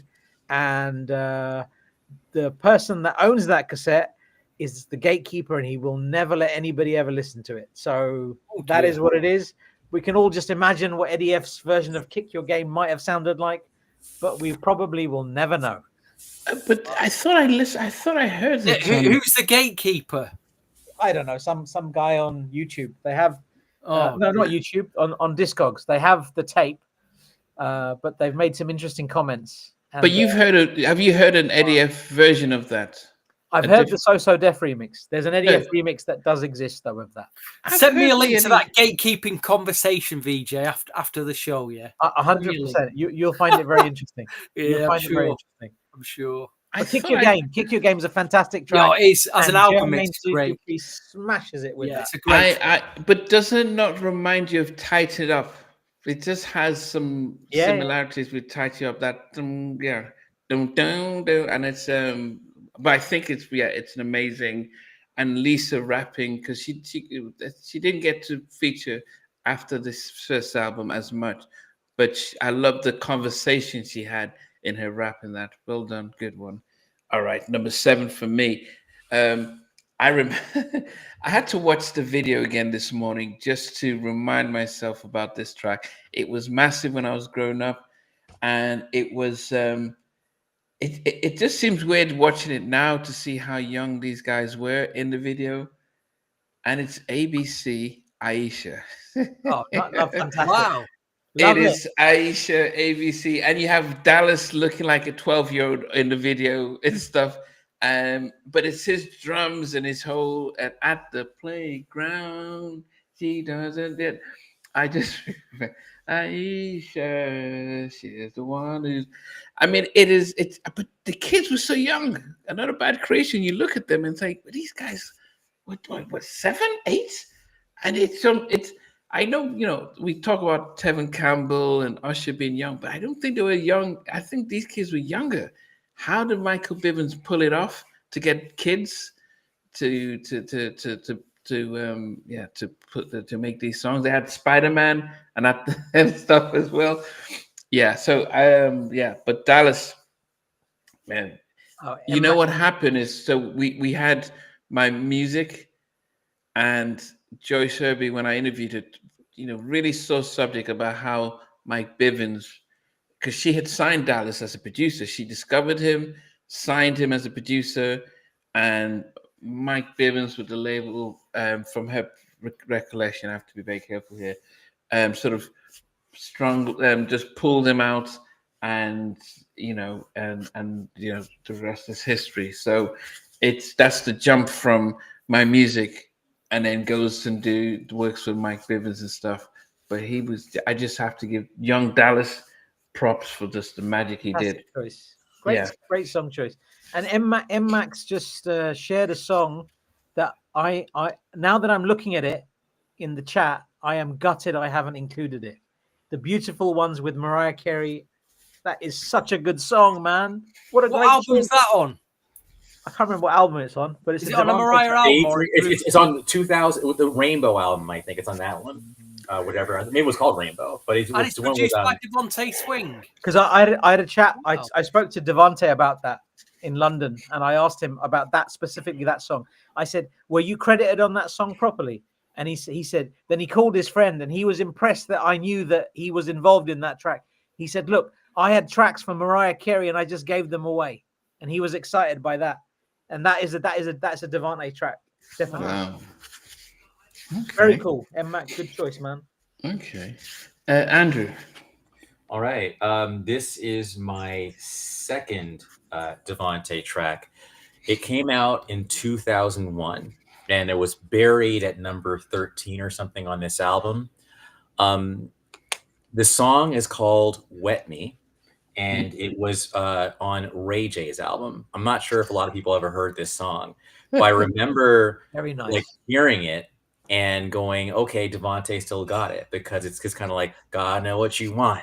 Da, da, da, da, da. Like he's kind of like getting himself hype, and then Ray J comes in, and then she's like doom doom doom, and had that like it's a very dark. Like, I'm picturing like Gotham like at night with like the moon shining, and it's just like, God know what you want. Body's got that juice. You need to come and wet me. Like it's a very like early 90s, but in 2001. So it's a weird track. What's up? Which artist? Ray J of all people, Wow. right? Yeah. Yeah, but check it out. Wet Me, Ray J, Devante's last, I would say, kind of like real impactful song, but unfortunately got buried under the Neptunes, because the Neptunes are the people who were, up front on the Ray J album. That's that. Wow. Yes, okay. Definitely, that's a good one. All right, Stevie. Well, so far we've had 3 shocking song titles. Andrew's "Wet Me," VJ's picked a track called "Slave," and I picked a track called "White Men Can't Jump." So we've had 3 shockers there. Yeah, we should all get cancelled right now. Yeah. And I'll shout Melodic, because Melodic's number 7 is a track that was in my top 10 but didn't make it, from Devante. Al Green, Could This Be the Love? What a track that is. Yeah, brilliant choice, Melodic. And why is it not in my top 15? I don't know. And why is this at number 7? Why did this artist want a girl to come round to his house at 9 o'clock? In my house at 9 o'clock.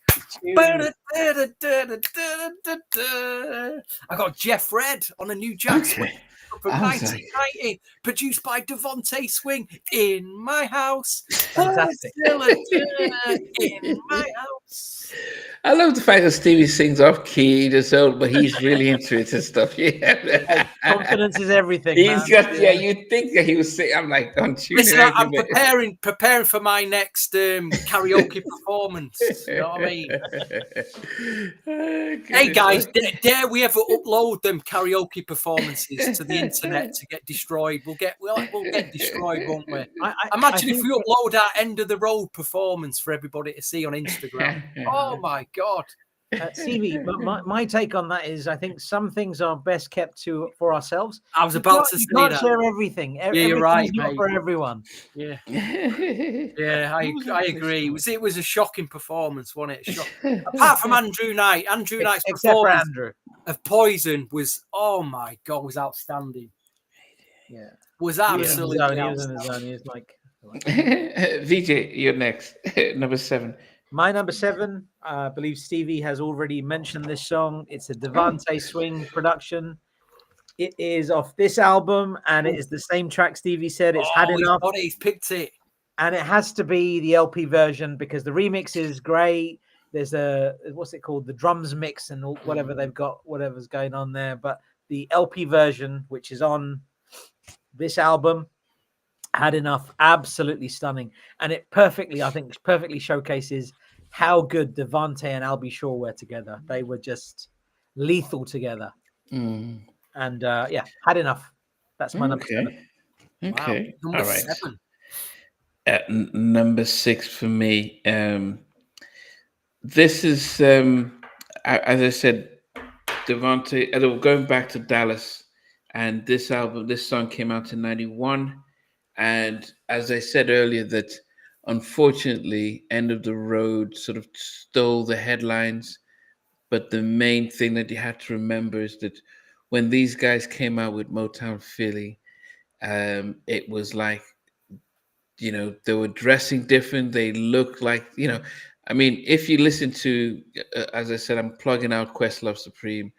He's interviewed these guys. They went to the same high school, and Wanye would say, "Look, we were from the hood, man. We were from the hood. People think Jodeci were from the streets. We were from the hood, and and if anything, we were more street than Jodeci, and I believe they were." But then Jodeci took the image, and Mike Bivins made them the Prep Boys. But Motown Philly was just the madness about the track, the energy. Everyone could sing it. It's just like, parents just don't understand, where you just kind of you could just sing it along with them. Back in school, we used to dream about this every day. Could it really happen? No, but dreams fade away. Then we start. I mean, it's just such an easy track to sing along with, and then the music and stuff, and you dancing and everything. Amazing debut single. Dallas Austin, props to you. That's nice, man. Agreed. Yes. Agreed. Number 6 is the first appearance by Usher, and obviously the only appearance. So this song beat out songs like Burn and Confessions and Nice and Slow and You Make Me Wanna, because that was the big battle. Like, which of these Jermaine Dupri tracks am I going to pick? But then when it became, it's just your favorite track, period, it has to be Whispers by Usher. So at number 6, good track, produced by Devante, If My Heart Is Speaking Low. Like, that's the one, man. That song is perfection. So Whispers is the one, man. Awesome track. Of that, a debut album, right? Yep, 94. I think that debut album was probably one of an amazing R&B album, and I think it was just, his least selling album. Well, but it was, to me, I think it's my favorite Usher album. Yeah, for sure, man. The producers they had on that album, it was very mature for him, but it was amazing production. I love that album, and I think it's his best album. And if you read the credits on that, you've got Donnell Jones, Faith Evans is on there, Dave Hollis is on there, and they're just on the side. Yeah, Crystal Johnson said she was doing stuff. Johnson, yeah, they were all on that stuff. Donnell said about they called him in to write what was that? The I can't remember the track now. The one with Faith. Doom doom doom. All the time think of you. They had the producers, but they didn't know how to. No one could write to it, and Donnell just came up with the lyrics just like that, and then Faith did the bridge and stuff. But it's just, I love the album. But anyway, fantastic. I digress. All right, so Stevie, it's my final inclusion at number 6 from Jermaine Dupri. So sorry, Mr. Jermaine Dupri, if you're watching, you only got to number 6. It's a good one. It's a great memory going back to my college days. I remember getting this record out of Slam Jams Records, and then it went UK with some more mixes. I love the album mix. I love the remix as well, because the remix was massive. But just that year, 1993, and when they burst onto the scene, a bit of a classic for me. Escape, Just Kicking at number 6. Okay. Fantastic. Yeah, just kicking. On the back. Big college track for me, that. Big college track. Yeah, nice. I like the fact that Stevie just sings a different song, a melody completely. Just kicking. Tape up your shoes and relax. That's it. You got it there. Yeah. All right. VJ, number 6 for you. Number 6 for me is Jermaine Dupri. It is a track by Da Brat featuring Notorious B.I.G. Ooh. And it is the B-side. I love this song so much. When it came out on the Bad Boys soundtrack, I thought, wow. And I put this on so many tapes. It was such a good Such a good song. It samples the Gap Band's Outstanding from 1982. It samples Kool and the Gang's Too Hot from 1979. And also Da Brat's Functified from 1994. Da Brat and Notorious B.I.G., produced by Jermaine Dupri, is an absolute killer. I love it. The B-side is my number 6. Okay. Did you see that the vinyl bootleg that was floating around at the time, VJ, with that track on?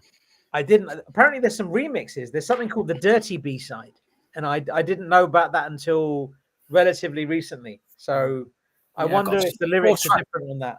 I remember getting some 4-track bootleg with that on it. Is it good? Yeah. Not that. I'm talking about that mix, the Bad Boy mix that's on the soundtrack. It was on like a 4-track bootleg. I thought you might have seen it around in the shops at the time. But I don't remember. Oh well. Yes. Okay. Top 5. Goodness. Where are we at now? So this is Jermaine Dupri's last entry on my list at number 5. This song came out in 98 off his Life in 1472.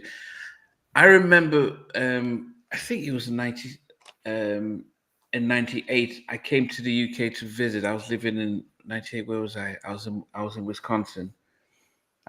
Yes, and he was in a club, and he hit the Hanover Ground. That's the name of the club in central London, and he was a special guest DJing, and he was playing this track, and it is my favorite JD track, "Sweetheart" featuring Mariah Carey. Ooh. I just love the whole. It just lifts me up when I listen to it. He's rapping, she's singing, and it is just such a. And so being in a club and you have JD playing the track and everyone's just going crazy and dancing, I was like, oh my goodness, it did. I don't know how if it did well around in Europe as much as it did in the States, but I just love the track. Now it's JD and Mariah, so it wasn't like JD featuring Mariah.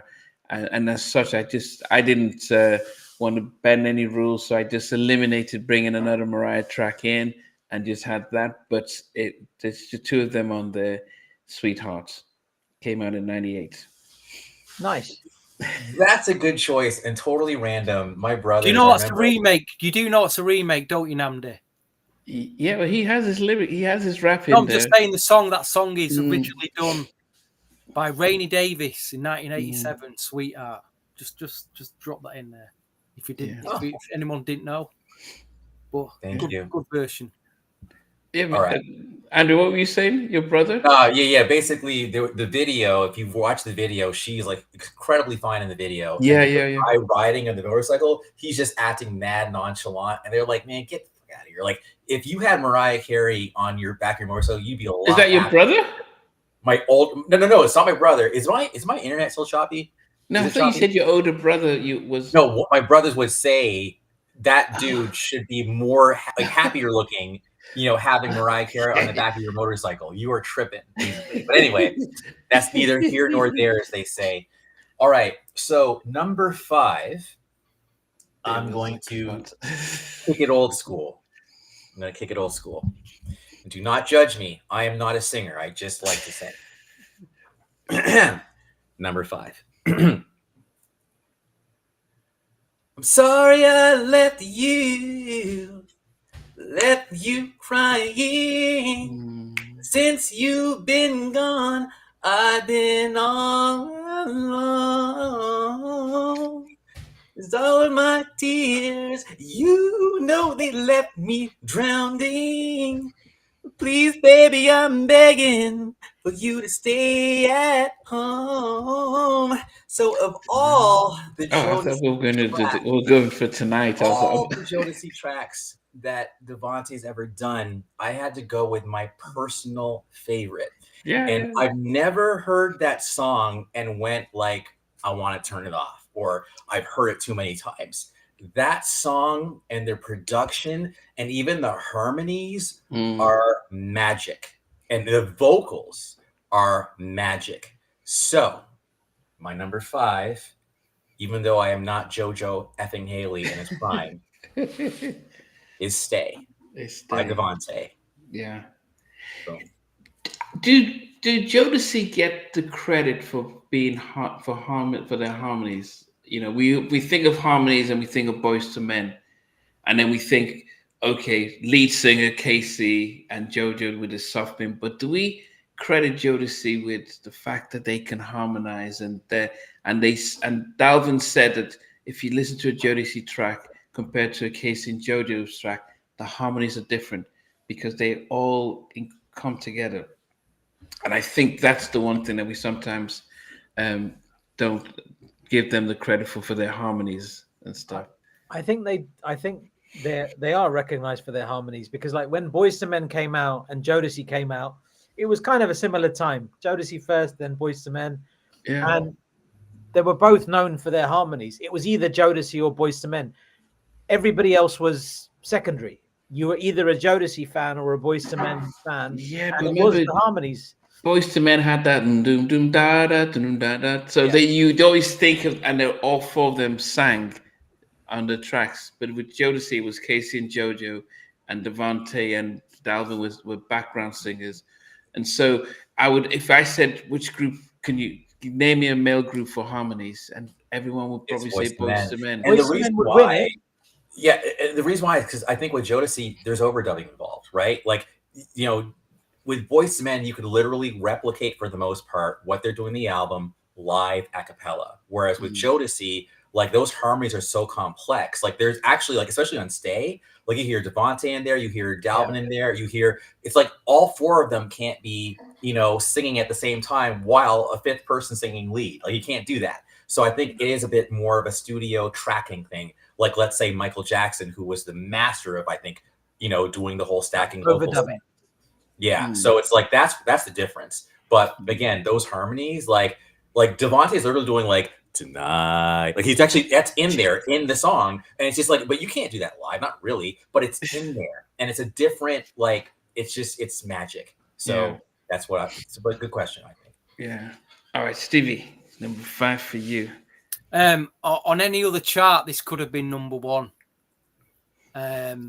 And I don't know why it's at number 5, because it's an incredible. Both of these tracks are incredible. I don't know if I can separate them, but I'll say one first and say the other. Both produced by Devante. That outstanding singer, Christopher Williams, one of Namdi's all-time favorite Christopher Williams tracks, makes number 5. Sorry, Namdi. All I See backs up with Please. Please, please, I can't separate the two tracks. How can I separate these two tracks? But again, Stevie, you got to give a shout to Daryl Pearson as well, man. Daryl Pearson's over both of those tracks as well. And the background vocals by Horace Brown on both of them. Oh, my God. Just So you pick which one, because I can't. Oh, which one between what and what? I've got All I See and Please, Please, Please. I think it's the backing vocals on Please, Please, Please that make it. Please, I want to see you tonight. Hey, I got that lyric. I got that. I want to see you tonight. That sounds good, doesn't it?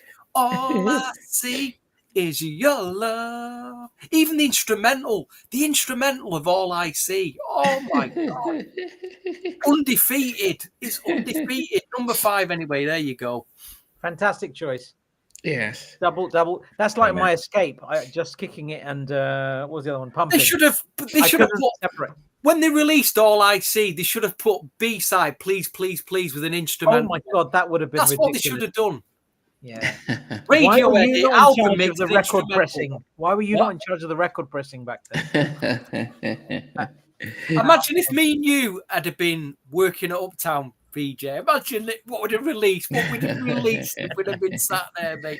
We'd have probably made a massive loss. We'd have been millions in debt, but we'd have just released the best stuff, mate. It would have been good, I reckon. Oh my gosh. Okay. Okay, I'm gonna go up to Lucas. I'm sorry, Lucas. You'd have never got signed. I'm sorry, Mr. Lucas. Lucas would never have got signed. Not on my watch. What? He's all right. Not good enough. Shocking, Carlin. I've never. Good yeah. Okay, fair enough. Not good enough for Uptown, man. But get the Nest. Pull the Nest. They put that album out over Nest over Velasquez. Why? That was a travesty, man. That was a travesty. Nesto's album would have been insane. And we Yeah, got but Lucas instead. Yeah, what they said about Nestor is that Andre didn't know how to market him. But this was pre-JLo How did and they know how to market Lucas? Because that bombed. That seriously bombed. Well, that's Yeah, that. but they had he the made the Barrio Boys came out after that. Nesto was manager in the Barrio Boys, and Latin artists were doing well because you had like Meloman Ace a couple of years before with Mentirosa. There was a market. I mean, I don't know, but difficult. I mean, Tom had a bit of a Latin feel to his music, didn't he? Or maybe I can't remember. Old Tom. Okay, VJ, number 4 for you. Yeah. Sorry, number 5. Sorry. Number 5, yeah. My number 5 is a Dallas Austin track. It was released in 1995. It was released on a double disc CD, and the artist was Michael Jackson. And it was this song this time around. And I had to include it because what record is that? This time around. No, that in your hand there. Get that up again. I don't know if I've got that record. This time around. The Dallas Austin remixes. I think I've got them on, not on 12, maybe on CD. I've got them on CD. They're on CD single, aren't they? I've got them on CD single. Yeah, the CD I need singles. that. I need that 12. I need that record. Yes, sir. But I have such fond memories of this time around driving through Detroit at the time. And the album had just come out, and we had that song on repeat, just driving the streets of Detroit. And 95 will always be about Michael Jackson and Biggie on the same goddamn track, produced by Dallas Austin, driving through Detroit. Amazing. Good times for me, man. Okay. I think it's very specific memory. Yeah, definitely was. Okay, so we're down to our top. We're down to our top 4 now. For me, my number 4. I'll just read a line from it, and it says, "Listen, I got problems of my own. Flashing cameras, taps on my phone, even my home. I ain't safe as I should have been. They always mess me. Maybe it could be." And I like the fact that he says, "And you know my nigga Mike like this, baby." Yes, this time around, doom, doom, doom, doom, doom. I think this should have been the lead single of the History album. I think they should have done a Scarface type of video, because this was after the court case. So he could have been like, no, not Scarface, The Godfather, and Mike as Godfather. And then, you have all these people betraying, and then the DA, you could have just tried, and then you had Biggie coming through and say, okay, Mike, this is what's going on. And then Mike doing a very similar to a Smooth Criminal type of dance routine when Biggie's rapping and stuff. And I think because he probably didn't realize that Biggie was going to pass the next year, and Biggie was going to be one of the biggest, have one of the Ready to Die. It was a Life After Death album. Ready to Die. Life After, yeah. But it was like, I just loved when I listened to how Dallas produced Michael's vocals in it, he didn't seem to be catching up. It just felt like Mike was able to sing at a good voice, and he didn't, because when he did Can't Let It Get Away, it felt like he was trying to sing fast and stuff, but Dallas got it perfect, and Biggie's delivery, love the track. So that's, as you just mentioned, that is number 4 for me, my last Dallas Austin track on my list. Very nice. Okay. It's nice to see that you've included it as well, and I'm pretty convinced. I can't remember from memory. Renee Moore and Bruce Swedian are on that track as well. They were involved in creating that track. I'm pretty sure Renee Moore had done something from Renee and Angela fame. Very, very talented and very, very close to Michael Jackson. So they were co-producers with Mike on that, but it's that's it. But it's a Dallas track. Dallas. It's absolutely a Dallas track. I just remembered Renee Moore and Bruce were involved. It's like what it's like when we had Idris Muhammad, and he says, Gene would say, why don't we change it from I'm coming to you. and he gets a writing credit. So when I see people's writing names there, I'm just thinking, did you just change it to come and to coming? And then I've got my little writing credit. So who knows? But that's yeah. Andrew, what is number 4 for you? All right. So number 4 for me is by a group of youngsters called Another Bad Creation. And I loved Dallas Austin's production on that entire album. And I was even listening to it as I was packing from my old place to my new place, and was thinking to myself, man, this actually, I remember it sounded so fresh and new back then. And even though Aisha was the one that was my first impression, some other tracks actually were contenders for this spot.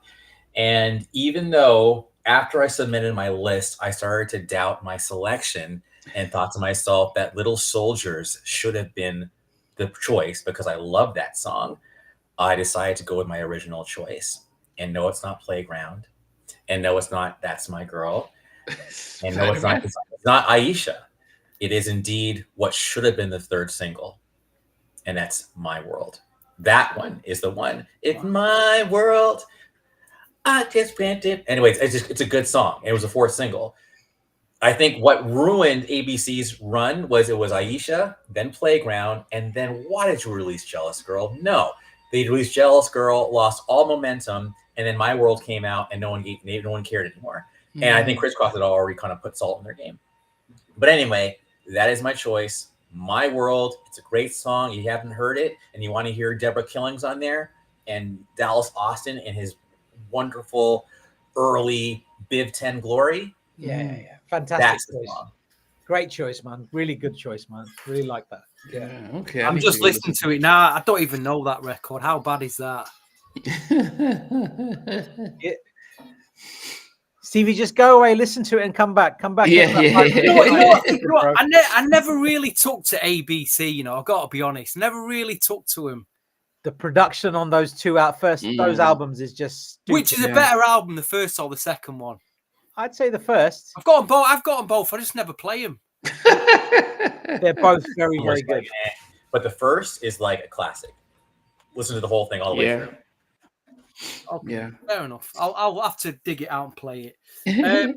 Number 4. We've mentioned them plenty of times already, but they get all the way to number 4 in my chart. Highland Place Mobsters. My big track at the time was "Try My Love." Wait, did you have them before? No. Andrew had them. If you stay. Well, he mentioned "If You Stay," and that record kills me now. That's probably. So it's "Try My Love" or "If You Stay," but "Try My Love," I just love that banging swing track. Yes. "If You Stay" is like that has stayed the test of time, that record, really. So that's my number 4. And a shout to Deo, who picked New Edition "Shop Around." I forgot that was produced by JD. Yeah, I'd have put that in. That is a killer. Oh my! It's fantastic, isn't it? Yeah, I did prefer "Tighten It Up" to. Yeah. I'm sorry, Debrat, you're going. Debrat number 50 is going to get New Edition in. It's the way they do it, but not me. I shop around. Yeah. I've got expectations. What my sell down should be. She's gotta be stacked head to toe. She's gotta be down for me. Come on. I mean, that's just come on. All right, let me build but 10 up was me. Okay. Well, Immature were much later than ABC though. Were they around the same time? They had a song called The Munchies in 91, but it wasn't till 94 when they broke through with Never Lie. That was really when they broke through. And they also had a song, I think it was called Tear It Up or On Our Worst Behavior. Yes. It was on Baby's Kids. Yes. Okay. I think Constantly is the one I remember. Constantly. What a tune. Second single off of that album. Playtime Is Over. Constantly. Who does a track called Constantly? You all that time. Constantly, you're on my mind. They were good. That was a good album. Do not sleep on that album. Yeah. VJ. Which one are we on? We're number 4. Okay. Number 4. My number 4 is a Devante Swing track. It's been sampled in 7 songs. The song is called "Could This Be the Love," and it's by Al Green, and it You features picked the backing vocals of Player. Wow. Unbelievable. Brilliant. If you don't know it, absolutely, just when this podcast ends, you've got to listen to Al Green. Could This Be the Love? Absolutely brilliant. And I think a couple of people mentioned it in the chat as well. I can't remember who it was, but yeah. Which did you pick up first? Because I remember getting the £10 big £10 money promo 12 that came out first before I got the album. I think I got the album first. I didn't. I found the 12 when I found the 12. Yeah. But there's a CD single which sells for $1 gazillion now. I can imagine. Okay, so we're number 3, and I'm looking at my list, and I see that my number 5 down to number 1, they're all between like 98 to 90, early 90s, and it feels as if they all went down. So the older the song, the more I liked it. But this track is my favorite from this album, and I'll probably just sing the first verse, not like Night sings. Every time I look at you, there's so many things that I want to do.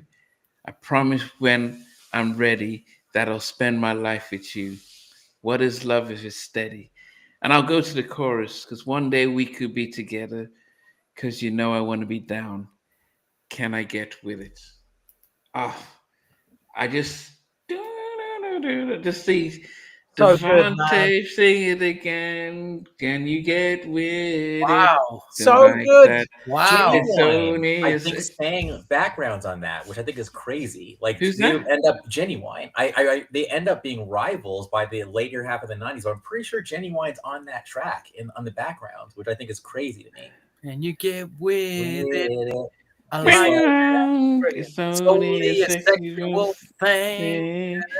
Oh man, I remember when that came out in '94, and I remember watching on BT, and forget Puffy's driving him around, and he's just singing it, and I didn't think when he was singing it that it was like, he didn't look like, say, Tevin Campbell, like a little kid, because of how he was dressed. And the song was just so hits that I was like, man, Devante. As I said, this is my favorite Usher. It's from the Usher album, and that came out in '94, which is my favorite Usher album, first single. And unfortunately, I just think that they didn't know how to market him to the right audience, because this was a really adult album, and they were trying to get the kids, but no. So number 3, Devante Swing, Can You Get With It? And Namdi, can I also just say, I really wanted to have that song in my list. So I'm glad that you had it in yours. It's brilliant. I love that song so much. Yeah. Jay Evans, Usher's first album. I think people forget it. I don't know why. If when I do ever interview Usher, I'll say, look, Usher, I don't know. My Way was big, and Confessions was even bigger, but you can't forget the Usher album. I'll speak in code, because I think it's important to speak in code. I think the reason why is because that album was the least crossover. If you smell what I'm cooking, it's like if you know what I'm saying, So it's bleak. I'll say it, Blickety Black. It's the blackest. Yeah, it was an so that's why. Yeah. So that's why. That's all it is. By the time My Way comes out, he went more pop, and I think that's why. And by the time Confessions comes out, that sound had become more mainstream. Period. So, and I think 8701 was kind of the gateway into Confessions, which was a monster album. But anyway, that's my theory, and it makes sense. Definitely. But anyway, and I'm not sure about. I mean, I remember seeing Genuine's name, but I could be imagining that. So anyway, my number 3 is All I See Is Your Love. I can't sing like him. That's Horace Brown, by the way. But anyway, I can't do that, but that's the one. It's number 3. Really simple, straightforward. You get the point. I think every one of us, has named that song, or close to it. So Devante did his damn thing for his damn self. That was a pun there. He totally did. So. Faced himself. Okay. Goodness. Okay, that definitely a good one. You didn't want to sing it. I'm surprised. I'm choosy on what I attempt, and I can't do Horace, even though I think you should have changed your name. Sorry, Horace. Your voice is, I cannot do your voice. I'm not gonna try. Not Stevie. I bet nobody's picked this. I must be the only person that's picked this track from this group. It's the third. No, is it? No, it's the fourth Devante Swing track, but it's the third New Jack Swing track in my list that he's done. But it's Jodeci, and It's All Right. Devante Swing. Wow. It's all right. And I bet you want to. It's all right. From the first album on the New Jack side. It's all right. Tell me that you love me. Tell me that you need me. I always love that. Okay, it took me a second. Nobody else is going to pick that, but I always love that swing track. I, as I've said, to me, the B side was the one that I knew. I didn't know Forever My Lady and stuff. I only knew my phone doesn't ring anymore. I mean, all those ones were massive for us. I thought, is this guy? I could back in those days where I was, we didn't get the CD, so we were getting it on the radio and stuff like that. So yeah, no, that's definitely a good shout. I've just realised, actually, if we do that Jodeci Boys to Men trade-off, can we do an up-tempo 10 and a slow jam 10? Yes, so you pick 5 or 10. That's a very good idea. That's a better idea, mate. Boys to Men have some amazing up-tempo tracks. Yeah, so we can do an up-tempo side and go into the slow jam side, Namdi. And obviously okay. We when we get there, it's a winter edition. Both their albums have one side up tempo and the other side slow jams. Yeah, yes, if you remember. Let's do that. Okay, we'll look into it. Okay, VJ, what's number 3? Number 3 is Dallas Austin track. It's off this album. Oh, he's got a sealed long box. I hate you. Highland Place Mobsters, and it samples Lynn Collins' Think About It from 72. It was sampled in Janet Jackson's Funky Big Band off the Janet album. It's Try My Love. That's my number. I love it. And I'm surprised it didn't make it to number 2. It was so close. I mean, it was neck and neck with what I put as number 2, but yeah, that made my number 3. Dallas. Do you have the double vinyl, VJ? Of course. That's rare now. It's very rare. It's rare to find that, the double vinyl. As rare as that long box. See me with the jokes. Come on, man. I got the double vinyl. No, I've got the double. Have you got the cassette? I do. Wow, he's got all 3. I do, and yeah, the long box as well. So yeah, it's fact that Try My Love is one of my most listened to Dallas Austin tracks. It's a great track. And it's one of those I can just listen to on loop. It's so good. And if anybody doesn't know it, please listen to Try My Love as soon as you can by the Highland Place Mobsters. Okay. Wow. So we have come to the final 2, and this is from this artist. This is my favorite song from this artist. And ever since I first heard it, I've never turned back in loving it. It could have easily, it couldn't have been number 1, but as close as number 1 as you can get. It's been an hour since you've been gone. Ooh. And that's too long. So come back home. I can't live without you. So I can't cry for you. Lady, I'll cry for you tonight. I mean, this is when Jodeci came out with Cry for You.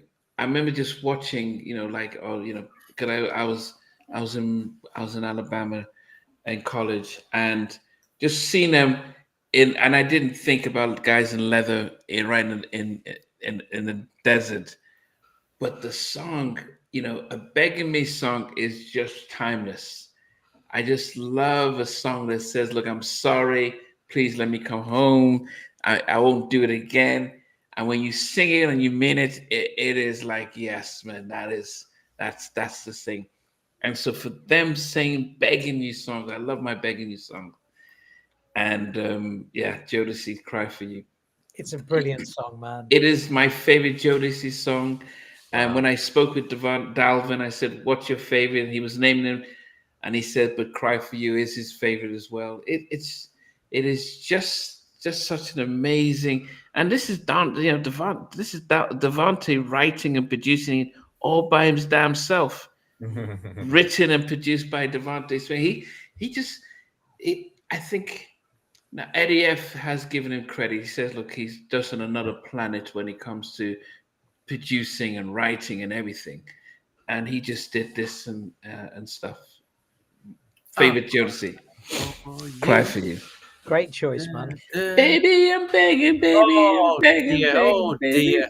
Baby, I'm begging, baby. Jeremy, hear you dear. say, yeah. Yeah, go ahead. That instrumental is just spectacular. Just It is. like, it's just, that song is very special. Very, very, very good choice, Namdi. Love it. Yeah, all right. Okay, Andrew. All right. So my number 2 song is a song produced by Mr. Dallas Austin. Oh, you And got to number 2. while you basically said Jodeci, maybe the Rolling Stones, if you will, of course I'm going Boyz II Men, the Beatles. And while Motown Philly was going to be the one, I went subjective. And I went with my favorite Boyz II Men song of all time. Wow. Written by Nathan Morris. And I actually had to look at the credits to realize Dallas is doper than I realized, because this song is a great song. And the song goes something like this towards the end. And he's begging. I'll be there, I'll be right there. I'll be there, I'll be right there. I'll be there, I'll be right there. I'll be there. Please don't go away from me. I'll be There there for for you. you. When you call my name, I'll reach out my hand to you. Please don't go. No, no, no, no, no. Please don't go. No. Boyz II Men, Please Don't Go, at number 2 Yeah. by Mr. Dallas Yeah. Austin. Awesome choice. Awesome choice. So I listened to that, and as I said, I can just remember when I'm listening to this in my dorm room, and I was not in a great university. It's that album brings back so many memories. Every track, especially the ballads, Injection Feathers, 10, 9, ooh, all the tracks, and then the closer and the closer I go to you. Oh, yeah. I listen to it, and it just it sounds fresh and it has more of an emotional pull to me than the Forever My Lady album, because as I said, all the tracks on the album and that. So yeah, beautiful track. So in the fall, when it's cold, guys, we will do the Boyz II Men, Cooley High, How Many, Forever My Lady. We'll find a way to make sure that it fits and stuff. Yes, that track alone gives any of them Jodeci ballads on that first album. Yeah. It's a big tune. Yeah, no, definitely. If we do a top 10 slow jams, where it's where you're going to place that Boyz II Men record against them Jodeci, because them Jodeci tracks are strong. Them ballads, yeah, they are. It's just the classic, but you throw that Boyz II Men in, you're like, ooh. Yeah, it's personal I'm preference. not putting the top 15. I can't believe I'm not included that in the top 15. So what's your number 2? Kicking myself, but I'll say at number 2. I would argue this is the best song that Dallas Austin has ever produced. Just my opinion.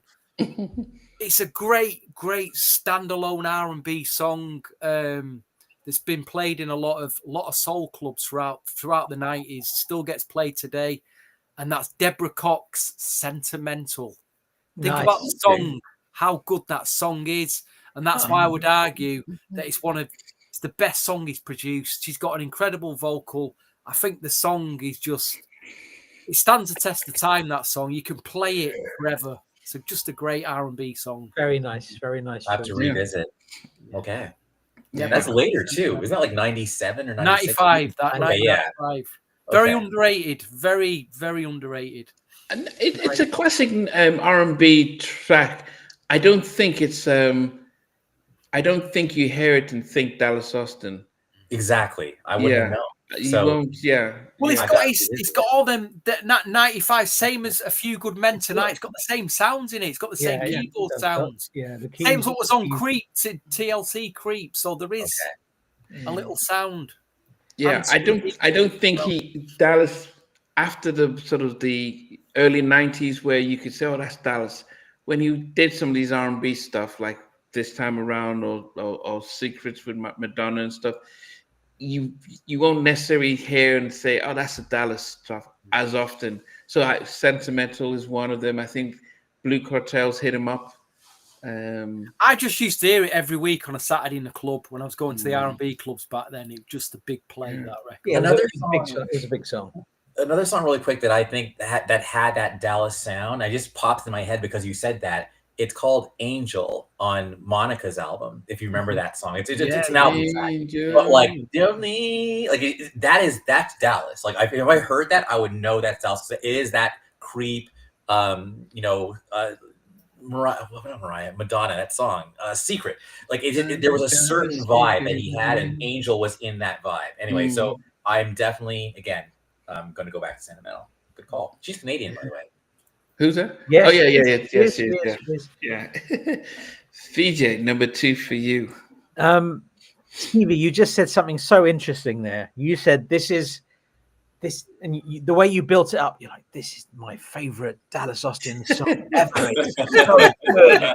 And like the moment you said that, I thought of a song that I should absolutely have put in this list, and I didn't. So I'm going to mention that just quickly. It's Philip Bailey's Here With Me from 1994. And I believe that was the precursor to the McDonald's advert, Loving It. I completely forgot about that. That was a jingle. Here With Me would easily make my list, and it would be in my top 5 probably. And I've forgotten about it. And well, that's a remix, isn't it? Though, is that? No, did he do the original? He's done the original. He's done the original. I'm sure he's. Yeah, I need to dig that Philip Bailey album out then. Fantastic. My number 2 is a Devante Swing production, and it's this one. Ooh, had to be. My number 2 is All I See. It is the most perfect ballad. The idea that Christopher Williams and Horace Brown are singing this together is just mind-blowing. If you look at the credits, it's produced by Devante Swing for Swing Mob Productions, executive producer Andre Harrell and Christopher Williams, mixed by Sean Puffy Combs and Tony Maserati, lyrics by Andre Harrell, Devante Swing, Christopher Williams, management, Rush Artist Management. This single was everything. That song was just, and and it's a toss up between that and Please, Please, Please. They're both incredible songs, and All I See is what I would call a perfect song. It's a 10. You cannot rate that. It's not a 9.5. It's not an 8. It's a 10 out of 10. That is the song. That's my number. Here's an oddity for you, VJ, and maybe you've got them as well. I've got 2 CD singles. I think they're both promo CD singles of that, both the same track listing, but the front cover, one front cover color is in color, and the other one's in black and white. Yeah, I've got. You've got both of them, Yeah, the color one was the release one. The black and white was the promo. Right, that's what I've got then. What an oddity! That was an oddity. That one. Yeah, for sure.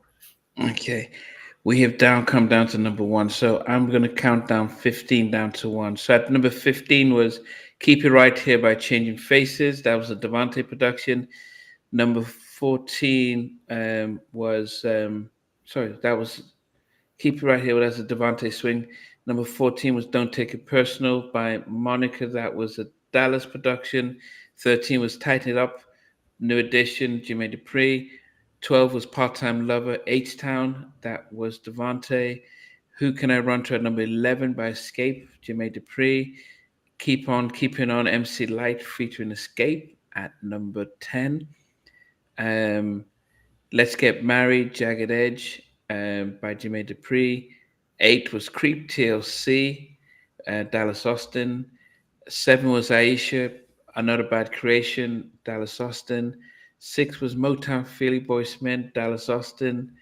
5 was Sweetheart, JD and Mariah Carey, Jermaine Dupri. 4 was This Time Around by Michael, produced by Dallas Austin. Number 3 was Can You Get With It by Usher, produced by Devante Swing, came out in 94. Cry For You was number 2 by Jodeci, came out in 93 by Devante Swing. And number 1 came out in 92, and it says, Sleepless nights and lonely days, all that seems to pass my way. I want you back in my life so you can marry and make you my wife. Every night and day I pray that you would bring your love back my way, because I can take another day. So why don't you stay, girl? I told you I love a begging song. Now, I have that sounded good, that Namdi. That sounded good, mate. That little Barry White rapping you did there. That sounded really good. I like it. My top 5 songs ever. At number 1 is the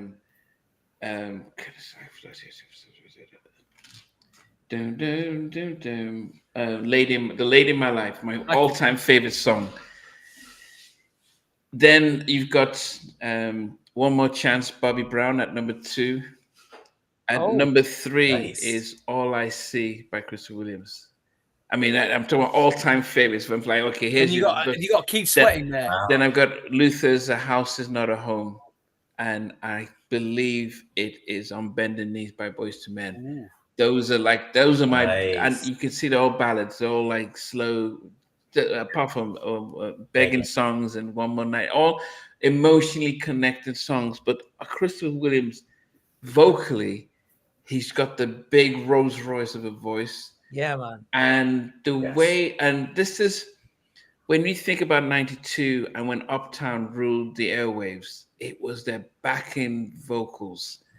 It was the backing vocals. If you see this performance on the Unplug, and you had Dave Hollister and all the the backing vocals when they were playing it, and they keep going, all I see is your love, and they just keep singing it. Anyone who has not watched MTV Unplugged, All I See, Christopher Williams, please do. This, and I've shared it with Christopher, that this is, that this is my top 5 favorite song ever. I do not know how people, you've got to listen to it.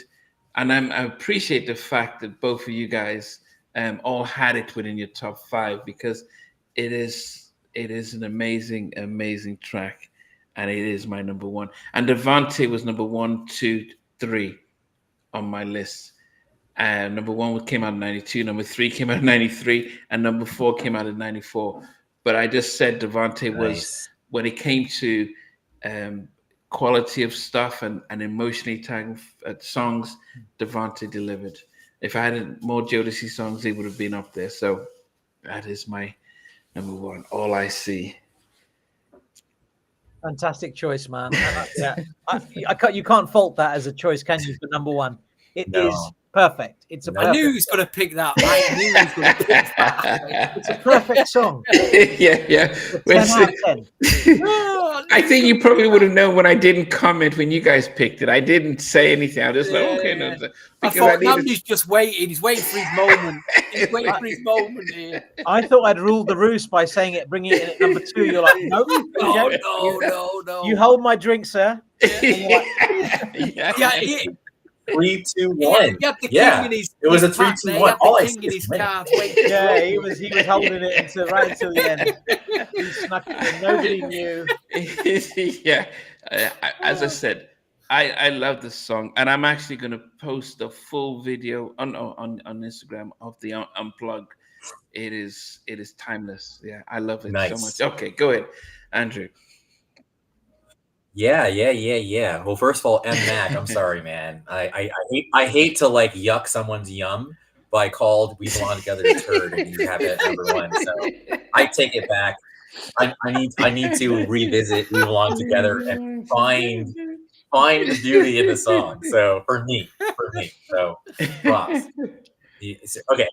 All right. So Number 15, It's Like That, Jermaine Dupri, or Mariah. Yeah, Jermaine Dupri. How did you do it? Did you say the name of the song and the artist, or Yeah, the I producer? just How'd put you the do it? producer just to see where they were. So yeah. Yeah. All right. It's Like That, Jermaine Dupri, 15. Number 14, Welcome to Atlanta, Jermaine Dupri. Number 13, Money Ain't Thing, Jermaine Dupri. Number 12, Jumpin' Jumpin', Jermaine Dupri. Number 11, Jermaine Dupri. It's a shutout. Now, number 10, Fan Mail, Dallas. Number 9, If You Stay, Dallas. Number 8, Love You Down, Devante. Number 7, Wet Me, Devante. Number 6, Whispers, Devante. Number 5, Stay, Devante. Number 4, Dallas, My World. Number 3, All I See, Devante. Number 2, Please Don't Go, Dallas. And number 1, LOL Mac. Number 1 is special to me. The day I was planning to propose to my now fiance, I was playing this song in the bathroom as I was getting ready to go over to her house, her parents' house, where we were celebrating her birthday. It was June 20th. And this song was playing, and it was like, man, it now has even more meaning for me in the chorus. So I will say to Diva One Productions, I will say to, oh my gosh, I'm forgetting her name, but I'm loving you right now. I can see your face and everything. You're from Joyce Fenderella Irby. You are behind this song. This is a Dallas Austin song. And I'm just going to go off of my own head because I looked at the lyrics and the lyrics are wrong. So I'm just going to go for it. And it might not be perfect, but I hope this is a good rendition. I will always love you in the nighttime when you're lonely. Hold you. It's not perfect. Day and night with this ring I pledge.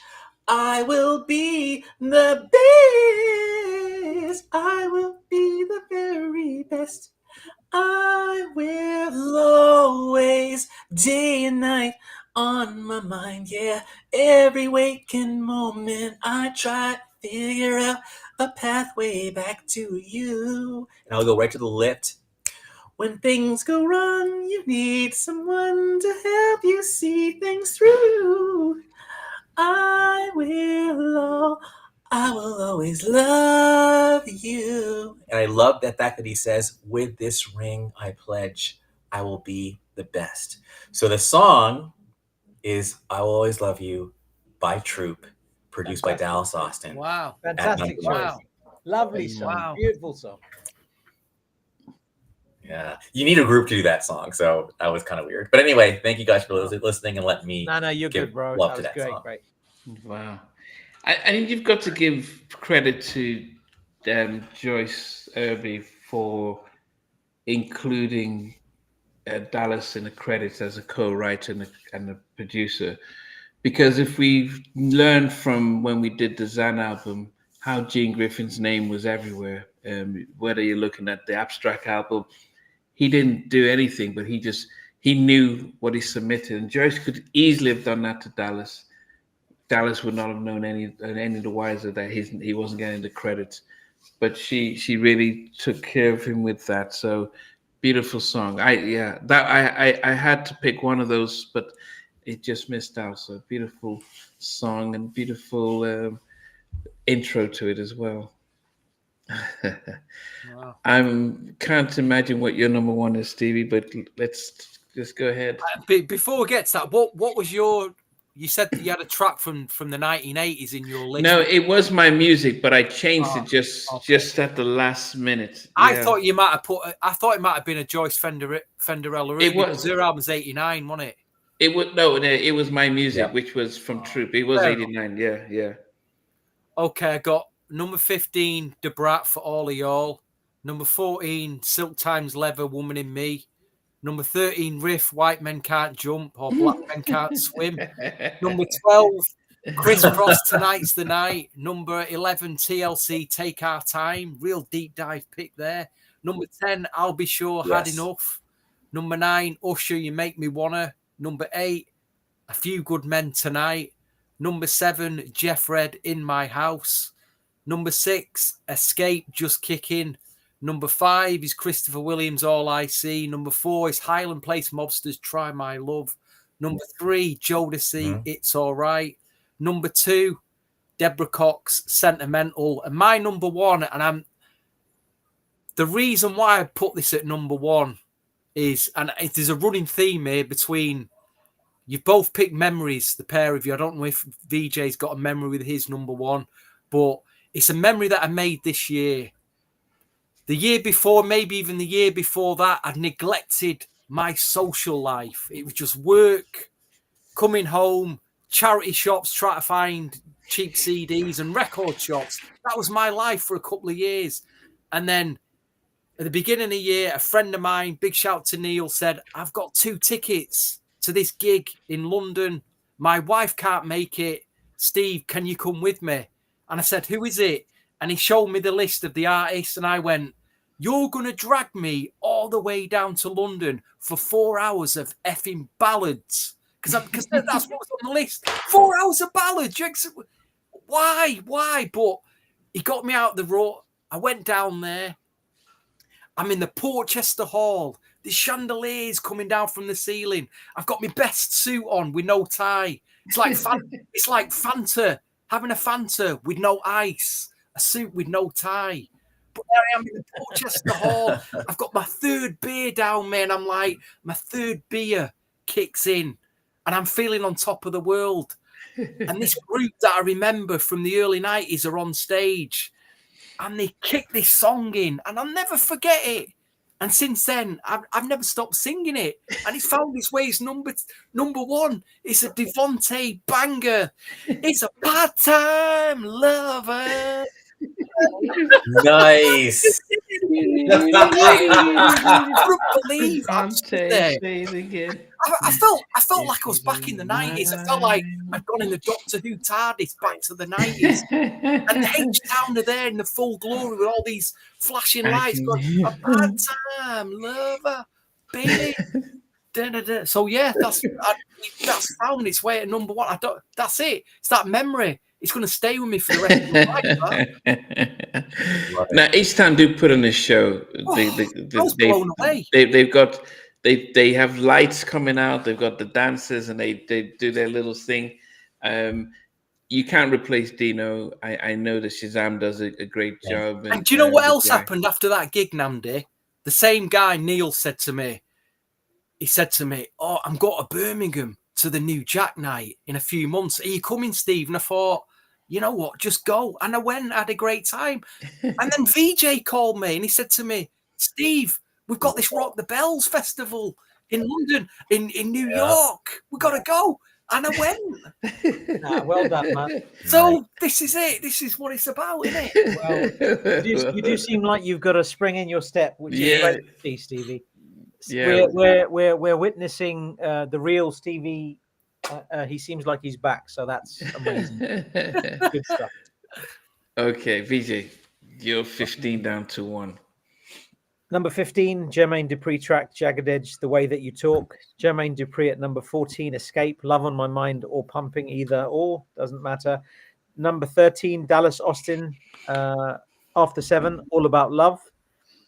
Number 12, another Dallas Austin track, Boys to Men, Simping, the LP version, lovely. Number 11, Devante Swing, Tony Thompson, Slave. Number 10, Dallas Austin, Troop, My Music from 1989. Number 9, Jermaine Dupri, Usher track, Nice and Slow.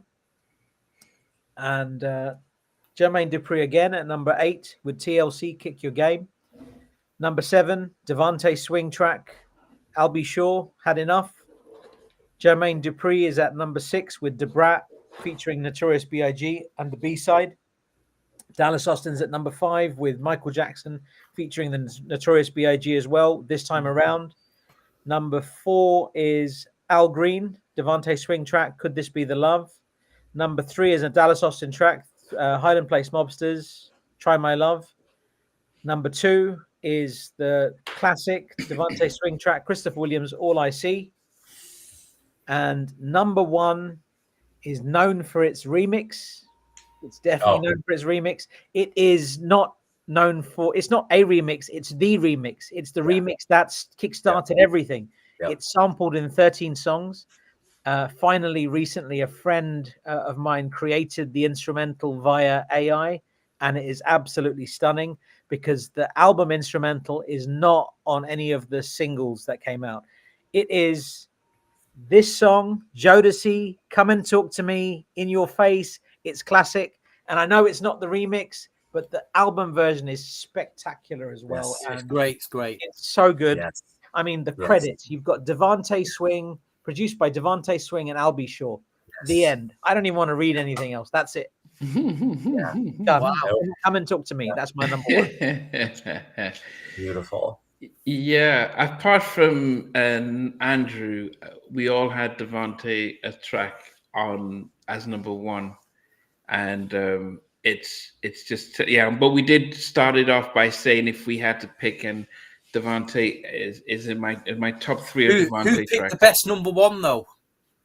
Well, before we even get to there, I just want to say something really Who picked quick. the best number one? You asked who I would pick as without the list. I said Devante. Then I said if it's remixes, it's JD. Yeah. I did not say Dallas. My number one is Dallas, and that surprised even me. Because again, if you saw me and BJ's friendship as a movie, you would see BJ defending Dallas and me dissing Dallas every chance I could get.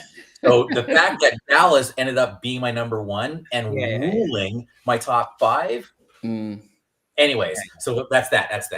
All right, let's who's got out of the four number ones here, which is out of Christopher Williams. This is so hard. Jodeci, H-Town, and what was the other number one? True. Which was the best vocal? Let's start with the vocal. Who's the best vocal out of the four? Is it Christopher Williams? Christopher Williams and Jodeci, and it might be Chris. All right. For argument's sake, we're going to go with Christopher Williams. Which is the best song out of the four? So hard. Troop is a brilliant song. Troop is it's brilliant, but I do lean. For me, I lean Jodeci and Chris. I mean, for me, just as a song. You think that's better than the Troop song? That song is. I mean, that's my objective hat speaking. Yeah, okay. It's all right.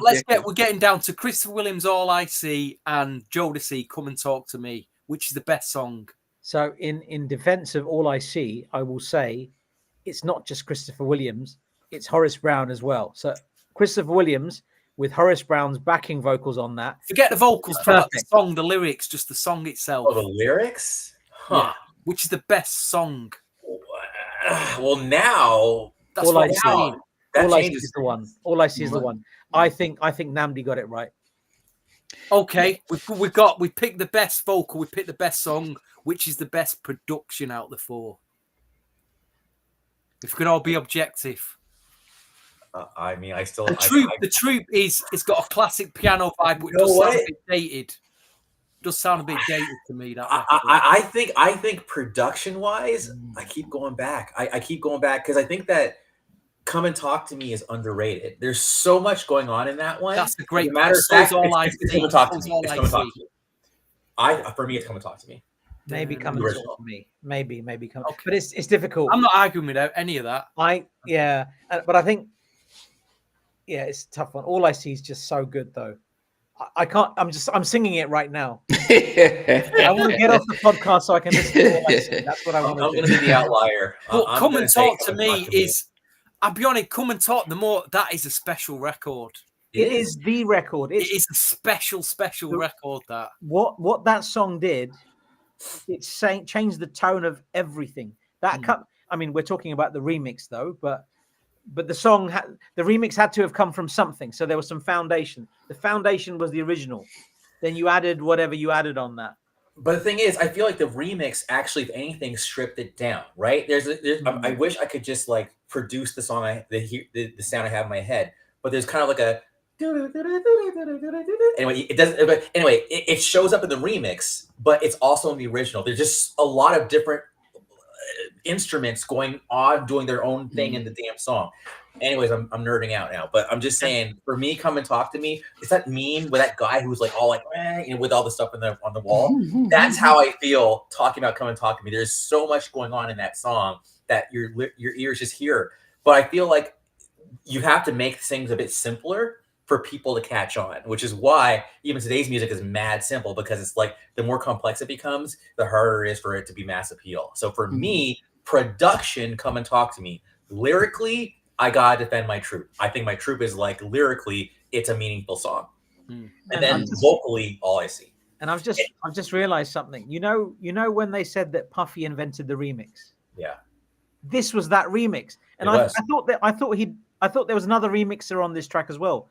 But that mix that we like, it says it's remixed just by him, remixed by Sean Puffy Combs. That's it. There's no other remixer. I thought it might have been like one of the other guys, whoever. But it's just Puffy by himself. So when they say he invented the remix, it's because of this. No, well, he says he invented the remix, but he didn't. He didn't invent. They had, Teddy had been doing throughout '89. Puffy was still carrying his keyboards. Puffy would tell we know. Yeah, so. But I want to give the one thing we can all agree on though is All I See is in our top 5. All of us have put it in our top 5. I think if I read the main list, I think it will validate some of this conversation. Okay, let's do it. Let's get to that.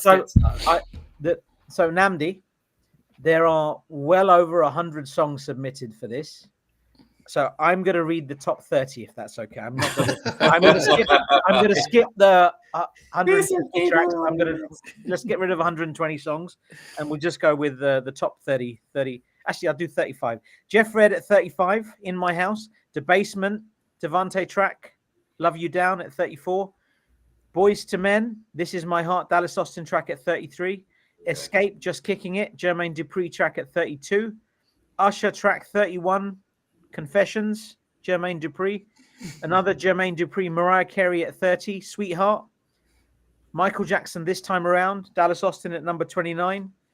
Devante track, Jodeci, Stay at 28. Wow. Devante track, Jodeci again, Kisses We Share at 27. Devante again, Tupac, No More Pain at 26. ABC, Dallas Austin track, My World at 25. Crisscross, 24. With Jump, Jermaine Dupri. 23, Another Bad Creation, Aisha, Dallas Austin track. Usher, 22, Nice and Slow, Jermaine Dupri. 21, Monica, Ain't Nobody, Dallas Austin. Number, what were we on? 20.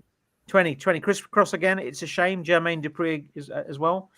Number 19, Jodeci, It's All Right, Devante. Number 18, Jodeci, Fiending. Devante again. TLC, Ain't Too Proud to Beg at number 17. I'm glad it's in there. It had to be in there. How could you not have Ain't Too Proud to Beg? What a song. TLC, Creep at number 16.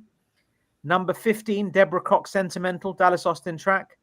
Number 14, Boys to Men, Please Don't Go at number Dallas Austin again. Devante's at number 13. Al Green, Could This Be the Love? Number 12 is Usher, Whispers, Devante again. Devante again at number 11 with Jodeci, Cry For You. Devante again at number 10 with Jodeci, Come and Talk to Me. Number 9, Albie Shaw, Had Enough, Devante track. Number 8, Da Brat featuring Notorious B.I.G., the B-side, Jermaine Dupri. Number 7, Troop, I Will Always Love You, Dallas Austin track. Wow. Number 6, Highland Place Mobsters, Try My Love, Dallas Austin. Wow. Number 5, Christopher Williams, Devante Swing, Please, Please, Please. Oof. I'm just saying, you know what's coming. That means, you know what I'm saying? Number 1. Please, Please, Please made it into the top 5. I'm just saying, man. Number 4, Mary J. Blige, Devante track, I Don't Want to Do Anything. Fantastic track. No, none of us picked that. None of us picked that. I considered it. Number 3, Christopher Williams, Devante track, All I See. Oh, shoot. So, the top 2, Jodeci track, which none of us picked, Freaking You. Devante. You know what? Dude, that was my number one on the. Sorry, I picked out. That was on the objective list. That was my number one. All right. Okay, all right. All right. We believe you, Andrew. We do. We believe you. Number one, and one of us will get a lot of validation from this, and they're going to be smug till the next podcast. I suspect. Part-time lover. Devante Swing, H-Town part-time lover, Yes! is number one. Yes! Well done, Stevie. I tell you what, I normally get them right, don't I? Yeah. Right, I know for some Oh, you were reason. on the money there, bro. It shows that Wow. as we started off this episode, we all sort of put Devante in in the top, and it definitely shows. Even though it was we stripped and reserved only one Jodeci track, there is an understanding that Devante just was magical in his production, not just with Jodeci but outside of Jodeci. Here's one we didn't mention from Jermaine Dupri. Really good one. A 2000s one. Shantae Moore, Straight Up. Oh, Dude, that's another one. That's another one. Phenomenal track. She was flying in that video too, man. Phenomenal Anyways, track. I absolutely thought of that song. It almost made it. Almost. But I put It's Like That over Straight Up. I'm like, which one do I play more often? Oh, one more VJ that none of us have mentioned. Nobody. Where was the Devante track? Aaron Hall, Curiosity, which didn't make. No, that's Dalvin. That's Dalvin. Sorry, what is that's not Oh. Devante Swing? Dalvin. That's Oh, Dalvin. I'm glad he put it in then. I almost put It's Not Deep Enough by Jewel, but then I was like, oh, that's Fantastic. Dalvin too. Yeah. That's Dalvin. Yeah, I And then had Be the Real. No More Pain with Tupac. Oh, Be Rizzle. That was a good one. Be Real, yeah. That was a great track. Let me take you da, da, da, da. Yeah, Blown Away. That was the one. Load Away was the Devante track. That would have made my list. And Namdi, Yeah. before you wrap up, I did want to share the numbers. Like what I'd done is from all these lists that we'd received, I based on the score total that they'd got, I did a percentage to see who got the greatest percentage based on the score total. So numbers based on position and everything else. So Jermaine Dupri got 24% of the score tally. Yeah. Dallas Austin got 32% of the score tally, and Devante Swing got 44% of the score. There it is. Score tally. I mean, it is what it is, but I thought that was I an agree with that. Yeah, I can see James interesting getting the analysis. lead. I would probably think that I could probably go with, if I had to pick 10 Jermaine Dupri tracks I could pick. I'm not sure I could pick 10 of Dallas, but not great ones. I wouldn't see that. Yeah, these are great ones. So, I mean, of course, Devante, I could probably pick 40 Devante tracks that I could put, but I think I probably would prefer Jermaine Dupri's production after Devante, and then Dallas would be my third. Is there anything in that top 100 VJ that's big that we haven't mentioned? I can mention some songs. Is there any big I can tracks? mention a lot of songs. I'm I'm to just share about the with big you. ones Hold for on. VJ that we've sorely missed. Okay. Somebody mentioned, I think Deo mentioned it. He mentioned it earlier. Monica, Like This and Like That. I thought Ooh. when I saw Deo mention that, I thought, Big Deo, track. you the man, because that Big is a track. great track. What is there? Madonna Secret. None of us picked that, I don't think. What else was there? Welcome to Atlanta, Ludacris. Yeah, no, night. I did. 14. Okay, you did. Lionel Richie, What You Are. I don't even know that record. Jermaine Dupri. Lionel Richie. Lionel Richie. Lionel, the same guy who did Hello. Yeah. A few years later. Hello. This wasn't Is it me 84, you're Stevie. It wasn't done in looking 84. Do you know that Gen Z are pulling Lionel up online for that because they think Hello's a really creepy video because he keeps following the blind girl. Listen, back in the 80s when we first watched that video, you didn't know that girl was blind until the end of the video. Till the end, yeah. So these Gen Z don't know what they're talking about. There's nothing. It wasn't creepy back then. So, They didn't know she was blind. I just want, this is so not on topic, but I just have to say really quickly 2 things that I observed just as a human, but music related. Number one, gotta give props to Sean Stockman really quick, because his On That Note interview with Bobby Brown, I think, was phenomenal. And then the only thing I didn't like about it is the way he sorted himself out with his Bobby's unreleased track. Yeah, that was a little. It was tapped into my heart, which we've been talking Please about. Send me that track. Please send me that track. Yeah, we've been talking about that since what, 2002, 2003. He should have waited till after the podcast. Yeah, it was a little to ask for that, man. But I will say though, I loved the rendition of Ronnie. I liked the fact that he actually played the guitar and harmonized with Bobby on that. That was beautiful. Yeah. And then I also, like, just calling it out, like, you know, myself and Vij, we actually interviewed both of them at a concert, Ladies Night Out tour, and they were on the bill together. And it's just crazy to me how we met them. We talked about what's happened in my heart back then. And here it is now. It's very full circle. That's number one. Number two, though, really quickly, totally random, is apparently on Instagram, I saw the sample on Games by Chucky Booker. And I thought Chucky Booker because you guys talked about Lionel Richie. When it goes, Chucky, you know, on that Games track, apparently that Chucky is a sample of Janet Jackson in concert saying, Chucky, give me a beat. That is so cool. I'm sorry. It just made it tickled my brain. I love that Chucky did that. So anyways, that was my little commercial. Y'all can go back to the 100 tracks, but now just a couple of tracks I wanted to mention. So Benson, I think Mark mentioned that Michael Cooper, I Just Love You. That was on the list. Great track. Also, an interesting one I thought was Albie Shaw's Turn You Out. And just quick shout outs to Brandon, Hacky, Renge. That was it. I wanted to thank today. That's it. Shout out to them. But yeah, it was. Yes. Yeah. Well, it was definitely. Is that it? Is it over now? We can't be going now. The night's too young, guys. Yeah, guys. What do you think this is? You think it's Saturday night or something? Crack open the beer. Let's get a karaoke session going. It was definitely a different episode. And what I appreciate today is that everyone stuck to the rules and not brought a Timberland-inspired Devante. It sounded like Devante would have played the keyboards on this, so I'm going to put it in my list, kind of. DJ, Timberland credited, like, well, I can hear Devante all over this, so I'm going to. But you asked Devante, he'll tell you. No, it was, so yeah, I'm glad we all kept to the list and no one just said, oh, I'll just put 2 Jodeci tracks there. It was good because we were able to bring out some stuff from the bag and surprise everyone. But definitely the top 50 is a different episode. So guys, we will meet after we go off air just to discuss when we're back again.